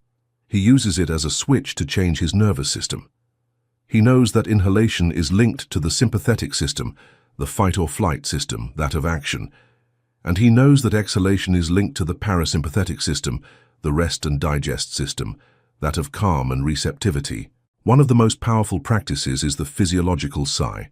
The initiate, to calm an agitated mind, first inhales deeply through the nose. Right at the end of the inhalation, without exhaling, he takes another small sip of air to fill the lungs to the maximum. And then he exhales slowly, long and audibly through the mouth. He repeats this 2 or 3 times. This simple mechanical act sends an unmistakable signal to the brain that the danger has passed and deactivates the stress response. Once the nervous system has calmed down, the master goes deeper. He practices the art of being the silent witness. His practice is not to empty the mind, a goal that comes from conflict. It is to observe the flow of thoughts without identifying with them. He sits in silence and allows thoughts to appear, stay and go like clouds crossing the sky. In doing this, he weakens the habit of identification. He remembers over and over again that he is not the clouds, but the sky. This practice of de-identification is the foundation of all mental freedom. The practice of purification, emotional alchemy. Once the space has been calmed, the Creator cleans his workshop. He examines the emotional climate of his being. If there are clouds of fear, resentment, or sadness, he does not ignore or repress them. He knows that repressed emotions are stagnant energy, dirty fuel that pollutes any new creation. Instead, he transmutes them. For past wounds, resentment, and guilt, the purification tool is radical forgiveness, as we have explored. The initiate performs the liberation ritual not as a moral act, but as a pragmatic, energetic cleansing. He knows that clinging to resentment is like trying to paint a picture of a sunny landscape while holding a brush full of mud. For difficult emotions that arise in the present moment, the master uses a real-time alchemy technique, often known as the RAIN protocol. Jarson recognize. The instant he feels a contractive emotion like anger arise, the first step is to recognize it without judgment. Mentally, he names it, this is anger. Taisur accept allow. The second step is the most radical. He does not fight the emotion. He gives it permission to be there. He lets go of all resistance. I investigate. With a gentle curiosity, he brings his attention to the physical sensations of the emotion. Where do I feel this anger in my body? Is it a warmth in my chest? A tension in my jaw? By investigating the physical sensation, He disassociates from the mental story that feeds it. N. Nurture. Finally, the master offers himself a dose of compassion. He places a hand on his heart and says inwardly, "This is painful. It's okay to feel this." This self-compassion is the solvent that dissolves the energy of the emotion. Through this practice, the creator ceases to be a victim of his emotions and becomes their alchemist, transforming the energy of the lead of suffering into the gold of consciousness. Through the practice of tuning into abundance. With a calmed mind and a purified heart, the last step of preparation is to tune the instrument. It is to deliberately raise one's own vibration to the frequency of creation and reception. The most powerful tool for this tuning is gratitude. The master knows that gratitude is the vibrational signature of abundance. It is the feeling of the wish already fulfilled. One of the most effective practices is the gratitude burst. The initiate sets a timer for 5 or 10 minutes, and during that time he writes in his journal, without stopping, everything he is grateful for. He does not filter or edit. He allows gratitude to flow in an uninterrupted stream. I am grateful for my breath, for the sun, for this cup of coffee, for the memory of that laughter, for the challenge that made me stronger. This exercise of total immersion floods his nervous system with the chemistry of well-being and tunes his electromagnetic field to the frequency of reception. The creator has prepared his workshop. His mind is calm. His heart is pure. His vibration is tuned. He is anchored in the power of the I Am. Now, and only now, is he ready to take the clay of potentiality and begin to sculpt.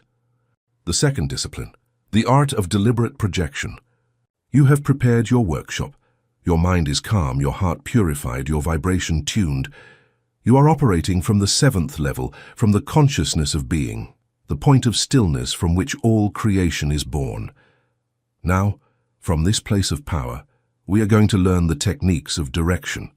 We are going to learn to take the pure energy of consciousness and give it a specific shape and direction, to project it into the mirror of the world so that it manifests.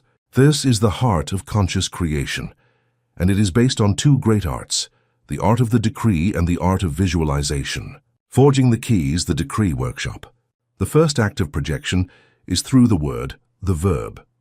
The conscious creator knows that his words are spells, decrees that structure energy and give a clear command to the subconscious. The initiate does not recite generic phrases he has read in a book. He forges his decrees in the fire of his own soul. His practice is a process of refinement. He takes his journal and first identifies with absolute clarity the quality of being he chooses to embody. For example, confidence. Then he translates that quality into a powerful decree in the present tense, using the most potent formula of all, the I Am. He does not write, "I want to be more confident." He writes, "I am the embodiment of serene and unshakable confidence." The master understands that a decree is not just a phrase, but an identity. And to install that identity, he uses the most intimate ritual, mirror work. He stands in front of his own reflection, but he does not see a mask. He looks deeply into his own eyes, into the windows of his soul. And from that place of connection, he pronounces his decree aloud. He does not do it to convince himself, but to remind himself who he has chosen to be. He feels the vibration of the words in his chest, in his throat, and he observes the reaction of his inner critic, the voice of doubt, but he no longer identifies with it. He simply observes it as the echo of an old program, and with a sovereign calm, he again declares his new truth. I am confidence. This practice, repeated day after day, is an act of deliberate neuroplasticity. It is the act of carving with the chisel of the word a new neural groove, a new identity. Building the hologram, the visualization workshop. If the decree is the score, visualization is the symphony itself. It is the native language of the subconscious. It is the tool for creating memories of the future that program your brain and body for a new reality. The conscious creator is a film director of his inner world, and his method is precise. He knows that he should not visualize the struggle, the process. He travels in time. He sits in the stillness of his workshop and transports himself to the moment after his wish has been fulfilled. He chooses a short scene, a final frame that implies success. Then he immerses himself in that scene, not as a spectator but as the protagonist. He looks through his own eyes. If his desire is a new house, he does not see an image of the house. He feels the cold key in his hand. He hears the sound of the door opening. He smells the new paint. He sees the light entering through the window of his new living room. It is a multi-sensory immersion. And most importantly, he bathes in the emotion of the scene. He feels the relief. He feels the gratitude. He feels the joy. He feels the deep peace of being home. This emotion is the signal that tells his nervous system, "This is real. Record it." He repeats this short movie, this hologram of the fulfilled reality over and over, especially in the portal of sleep, until the feeling becomes so familiar, so natural, that he falls asleep in his new home. The symphony of practice. The initiate understands that these practices are not isolated tasks. They are the instruments of his orchestra, and he learns to combine them in a daily symphony. His morning practice could be a ritual of tuning and composition. He begins with silence, with listening to his intuition. Chapter 5. From that listening, he chooses his intention for the day. Chapter 4. Then he formulates his I am decree and declares it in the mirror. Chapter 8. And finally, he dedicates a few minutes to visualizing his day unfolding in perfect harmony with that intention, feeling the emotion of success. Chapter 9. He has dedicated 15 minutes, and he has done the most important work of his day. He has established the cause.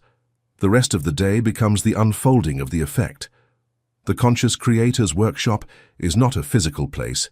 It is a state of being.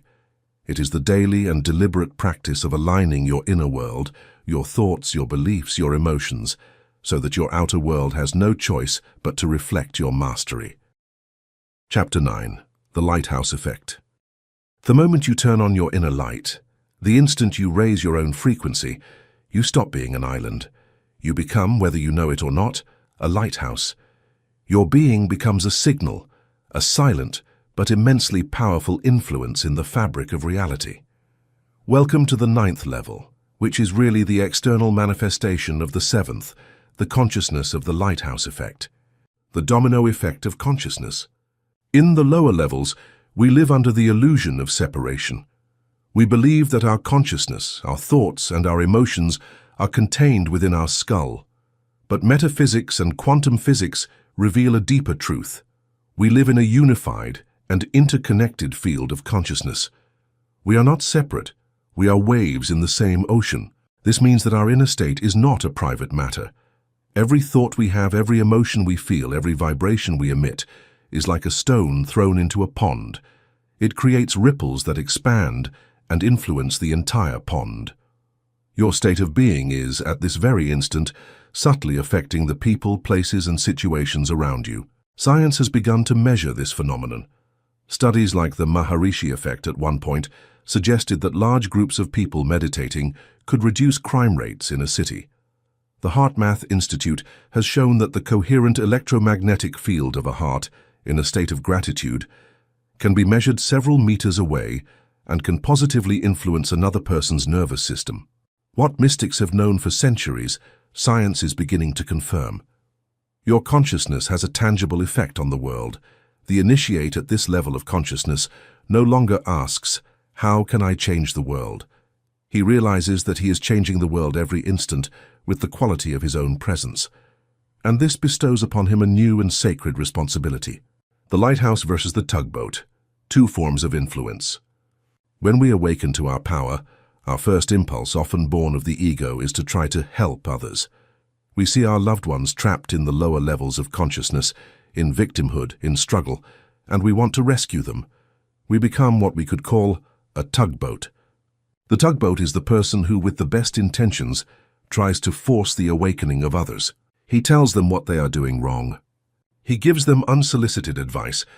He tries to convince them with logical arguments. He gets frustrated when they don't follow his wise advice. He tries, in essence, to get on their boat, grab the oars and row for them toward the shore of enlightenment. This strategy, although well-intentioned, is born of the ego. It comes from the belief of "I know better than you," and a subtle need to control the other's journey. And almost always it produces the opposite effect. It generates resistance. The other person feels judged, invalidated, and clings more tightly to their old beliefs. And the tugboat in the process drains his own energy in a useless struggle. The master who has reached the 9th level understands that this is not the way. He abandons the exhausting work of the tugboat and adopts the serene and powerful posture of the lighthouse. Think of a lighthouse. The lighthouse does not chase lost ships in the storm. It does not shout instructions at them through a loudspeaker. It does not judge the captain who has lost his way. The lighthouse has only one job, a single sacred function: to be light. It anchors itself with unshakable force to its rocky foundation, its connection to being. It diligently tends to its own inner flame, its practice of consciousness, and then it simply radiates its light constantly, unconditionally and silently in all directions. It doesn't care which ships use its light. It is not offended if a ship chooses to ignore it and crash against the rocks. Its function is not to save, but to serve as a point of reference. By being a stable and brilliant source of light in the midst of darkness, it gives navigators the information they need to find their own way home. Influence without forcing. Guide without controlling. Serve through being, not doing. This is the lighthouse effect. The 3 radiations of the lighthouse: peace, clarity, and possibility. When you become a lighthouse, your consciousness begins to radiate 3 fundamental qualities that silently influence your environment. 1. The radiation of peace. A person who has cultivated a deep inner peace, who has calmed the civil war of their own mind, becomes a field anchor for calm. Their coherent and stable nervous system emits a frequency that the nervous systems of the people around them can feel on an unconscious level. Being in the presence of such a person is often a healing experience. Without them saying a single word, you feel more relaxed. Your own mind seems to quiet down. Their silent peace is a permission for others to find their own. They don't give you their peace. They remind you of the peace that already resides in you. 2. The radiation of clarity. A person who lives from a place of clear purpose, who has transcended the confusion of the ego, radiates an energy of focus and coherence. This clarity is like a tuning fork. When you are near it, the scattered and chaotic energy of your own mind begins to organize itself. Their focused presence helps you see your own problems more clearly. Often after a simple conversation with such a person, you leave with the solution to a problem that has been tormenting you for months, not because they gave you the answer, but because their clarity helped you find your own. 3. The radiation of possibility. Perhaps the most powerful radiation of all is that of possibility. By embodying your own potential, by living a life that transcends the limitations that most people accept as normal, you become a living proof of what is possible. You don't have to preach, you don't have to convince anyone. Your life itself is the sermon. Your joy, your freedom, your prosperity, your peace are the irrefutable evidence that demonstrates to the victim and struggle consciousness that there is another way. You are the crack in the wall of their prison, the ray of light that shows them that escape is possible. You inspire not with your words but with your example. These 3 radiations, peace, clarity, and possibility, are the silent service of the lighthouse. It is the highest form of contribution to the world. The workshop of the lighthouse, practices of silent influence. Becoming a lighthouse is not a passive act. It requires conscious practice and inner discipline. The initiate at the 9th level understands that his main responsibility is the maintenance of his own light. His workshop is no longer just for his own benefit. It is a service to the world. The first practice, the unshakable anchor. A lighthouse cannot guide anyone if it is swept away by the first storm. Its power lies in its stability, in its unshakable connection to the rock. For the conscious creator, this rock is his connection to being, to the consciousness of the 7th level. The practice is the cultivation of depth, not height. The initiate knows that the quality of the light he emits is directly proportional to the depth of his own inner silence. Therefore, his practice of meditation and contemplation ceases to be a tool to feel better and becomes his most important work. The ritual of silence. The master dedicates time each day in a non-negotiable way to sit in silence, not to ask, not to visualize, but simply to be, to rest in pure consciousness, in the I am. This is the act of recharging his light at the source of all light. Anchoring in the body. Throughout the day, the initiate constantly practices returning to his body. He feels his breath. He feels his feet on the ground. He knows that the body is the anchor that keeps him present and connected to his rock, preventing his mind from being swept away by the winds of collective drama. The second practice, unconditional transmission. The lighthouse does not choose which ships to illuminate. It does not deny its light to the pirate ship or offer it more intensely to the king's ship. Its light is unconditional. The practice for the initiate is that of impersonal love. It is the art of radiating an energy of peace and goodwill toward all people, without exception, regardless of whether we like them or whether they deserve our light. The lighthouse meditation. One of the most powerful practices is this visualization. The initiate sits in silence and visualizes himself as a lighthouse on a dark night. In his heart, he lights a bright flame of peace and love. And then, with his intention, he turns that light, sending a beam of well-being in 360 degrees. He sends light to his loved ones, to his community, to people with whom he has conflicts, to the leaders of the world, to all beings who suffer. He does not try to fix anyone. He simply offers his light. This act pulls him out of the small agenda of his ego and aligns him with the compassionate purpose of his soul. The third practice, the responsibility of resonance. The master understands that he is responsible for the music he plays in the orchestra of collective consciousness, and he practices impeccable vibrational hygiene. The conscious filter. He becomes extremely selective with the information he consumes. He avoids immersing himself in the energy of fear and outrage that the media and social networks promote, not out of ignorance, but out of wisdom. He knows that he cannot be a lighthouse of peace if he is constantly feeding his flame with the fuel of conflict, the conscious contribution. In the same way, he becomes aware of the energy he emits. In his conversations and interactions, he asks himself, am I adding noise to the world, or am I providing harmony? Am I emitting a frequency of complaint or one of possibility? His goal is for each of his interactions to leave the collective energy field a little more coherent and a little more luminous than he found it. The awakening of the other, the side effect of your own light. When you live this way, as an anchored and radiant lighthouse, a miraculous phenomenon occurs. The people around you begin to change, not because you tried to change them, but because your own transformation creates a new field of resonance. Your calm invites the calm of others. Your non-judgment creates a safe space for others to be authentic. Your confidence in abundance can silently begin to dissolve the scarcity consciousness of your family. You don't have to do anything, simply be the light. And those who are ready to awaken will be drawn to your flame, not as followers, but as other lighthouses who, upon seeing your light, remember how to turn on their own. This is true service. It is not creating dependence, but inspiring sovereignty. The lighthouse effect is the culmination of the inward journey. It is the moment when your personal healing becomes a blessing to the world. It is the discovery that the most powerful way to change the world is not by fighting its darkness, but by adding, with a silent and persistent dedication, your own irreplaceable light. Chapter 10. Living at the Peak of Consciousness. The journey through the 7 levels is not a ladder you climb and then discard the lower rungs.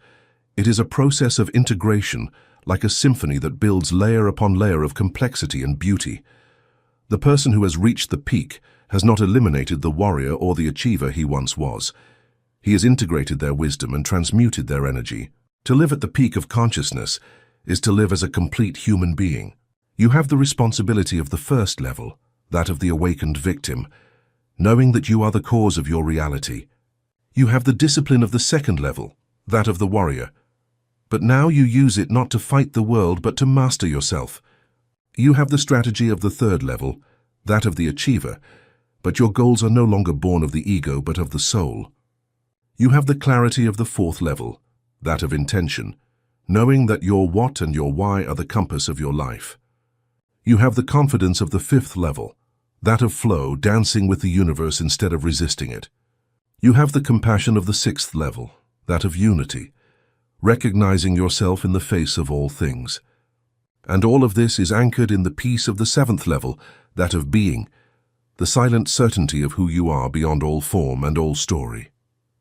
Living from this place is not a mystical experience removed from the world. On the contrary, it is the most practical, most effective, and most joyful way to live a human life. This state of mastery is manifested through three jewels, three fundamental qualities that permeate every aspect of your existence. The first jewel, effortless action, Wu Wei. The first and most visible of the transformations is your relationship with action. Life for the lower levels is a struggle. It is a constant pushing, forcing, resisting. It is the energy of effort. From the peak of consciousness, you discover the Taoist principle of Wu Wei, which translates as effortless action or active non-action. This does not mean laziness or passivity. In fact, you often achieve much more.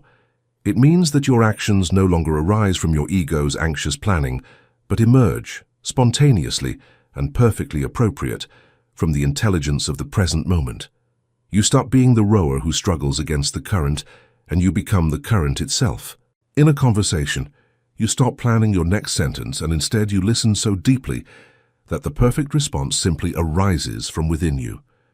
In your work, you stop forcing creativity and instead you create a space of calm and play that allows inspiration to flow through you.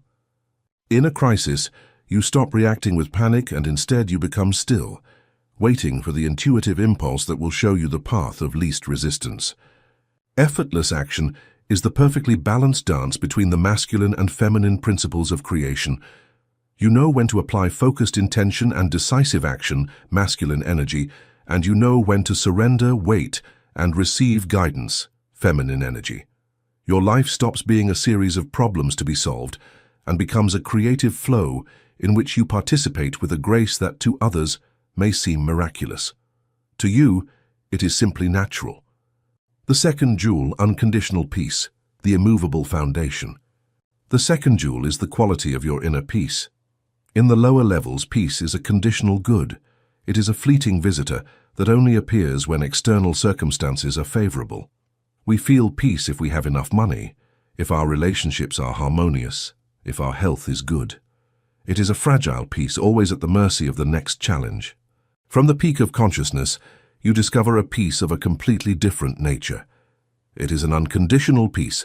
It is the peace that the sacred text calls the peace that surpasses all understanding. This peace is not born from the absence of problems. It is born from the de-identification with problems. You have practiced being the silent witness for so long that it has become your default state.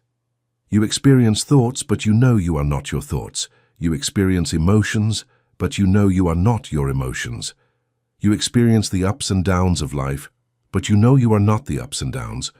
You are the immutable consciousness, the serene sky in which the clouds of the world and the mind appear and disappear. And because your identity is anchored in the sky, no storm on the surface can disturb your deep calm. This unshakable peace is what allows you to live with a completely open heart. You are no longer afraid of emotional pain because you know that pain cannot harm your true self. This frees you to love with a vulnerability and depth that were previously impossible. It allows you to be present with the suffering of others without being swept away by it, turning you into a true lighthouse of compassion. It allows you to face life's greatest challenges, not from a place of contraction and fear, but from a center of calm and expansive power. The third jewel, the game with purpose, Lila. The third and most joyful of the jewels is the transformation of your perspective on life itself. For the ego, life is a very serious matter. It is a problem to be solved, a test to be passed, a battle to be won. From the peak of consciousness, you realize the truth that the sages of India called Lila, the divine play. You understand that universal consciousness did not create the universe out of a serious and grave necessity, but out of the pure joy of self-expression, out of the joy of the creative dance. And in realizing this, your own life ceases to be a solemn drama and becomes a sacred game. This does not mean you become frivolous or irresponsible. On the contrary, you become the best of players. You commit fully to your roles, that of a parent, a professional, a friend, and you play them with total excellence and presence. But internally, you maintain a lightness, a playful detachment. You know it's a game. When the game presents you with a victory, you celebrate it with genuine joy, but you do not cling to it. When it presents you with a defeat, you feel the emotion of loss, but you do not suffer, because you know it is just a move on the great board. This perspective frees you from the greatest weight of all, the tyranny of personal importance. It gives you the freedom to be audacious, to be creative, to experiment, to fail with a smile, and to try again. The fear of doing it wrong disappears because you understand that as long as you play with an open heart and an intention of growth, there are no wrong moves. Everything is part of the dance. Life becomes your work of art. Your purpose is no longer to get somewhere, but to paint the canvas of each day with the most vibrant and authentic colors of your own being. Work becomes play, relationships become a dance, and existence itself becomes a celebration. The workshop of the integrated self, the practice of non-practice.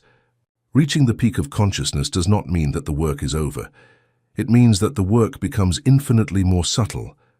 The initiate at the 7th level no longer clings to techniques like a castaway to a plank. The techniques were the scaffolding needed to build the building of his new consciousness. Once the building is finished and solid, the scaffolding can be removed. The practice is no longer something he does for 15 minutes in the morning. It becomes the very quality of his presence throughout the entire day. It is a non-practice, a state of being that is sustained by 3 pillars of embodiment. The first pillar, anchored presence. The foundation of a masterful life is presence. The master has trained his attention to the point that he can maintain a double-focus consciousness. One part of his attention is engaged with the task at hand, with the conversation he is having with the world of form. But another part of his attention always remains anchored in the silent background of his own being, in the feeling of the I am. It is like a master musician who, while playing an incredibly complex melody, is always aware of the tonic note, the harmonic center that holds the whole piece together.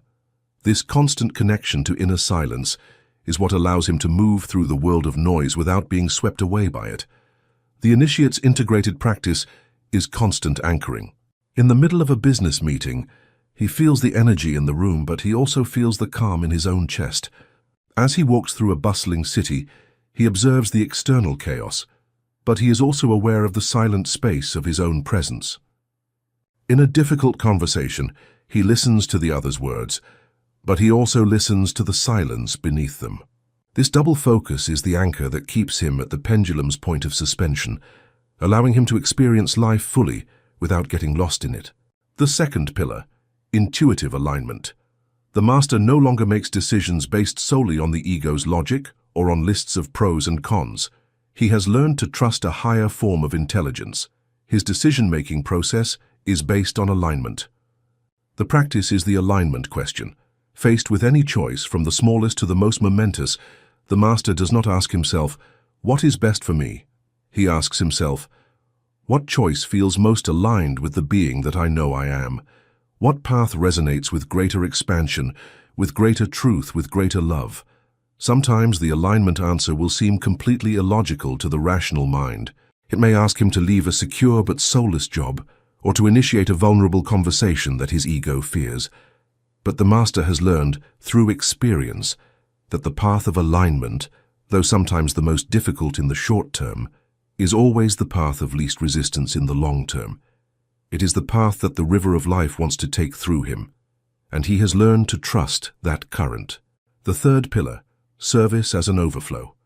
Finally, the person who lives at the peak of consciousness discovers the true purpose of power, service. But this is not the forced service of the ego's should. It is the natural overflow of his own wholeness. The initiate has spent so much time cultivating his inner garden, nurturing his peace, his love, and his wisdom, that his cup inevitably begins to overflow. And this overflow is his service to the world.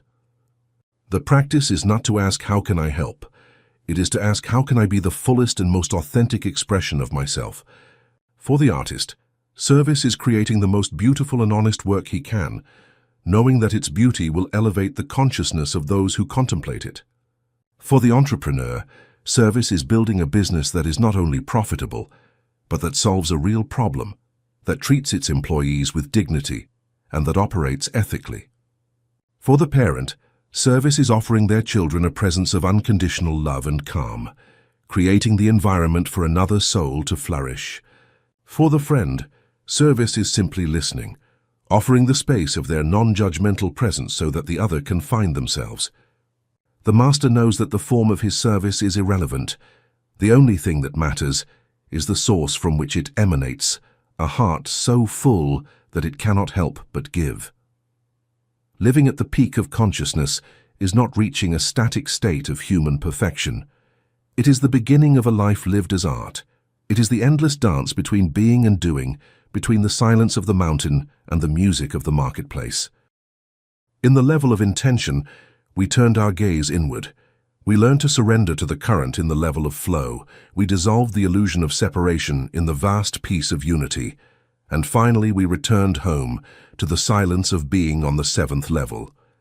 But the final revelation, the truly forbidden knowledge, is this: the goal was never to reach the top floor. The secret is that all the levels of consciousness exist within us right now. Mastery is not about living permanently in the penthouse, but about learning to visit any floor at will, consciously choosing the level from which to operate at any given moment. It is about knowing when to use the warrior's discipline, the achiever's strategy, and the mystic's surrender. It is about integrating all parts of our being into a harmonious whole. Your journey does not end with the end of these words. Because the journey is the destination, your practice from today on is simple. In every moment of choice, in every challenge, ask yourself the master's question. From what level of consciousness do I choose to respond to this? Don't look for the end of the road. Fall in love with the road. Because the expansion of consciousness is the infinite game that the universe plays with itself. And you are the player. Brief pause in the narration. The background music remains very soft. If this map of consciousness has resonated with you and has illuminated your own path, we invite you to continue this ascension. Subscribe to our channel, Path of Knowledge, for more knowledge that liberates. Like this video if you commit to your own growth. Share this journey with someone who is ready to begin their own ascension. Thank you for your time, for your courage, and for the brave decision to explore the infinite landscapes of your own consciousness.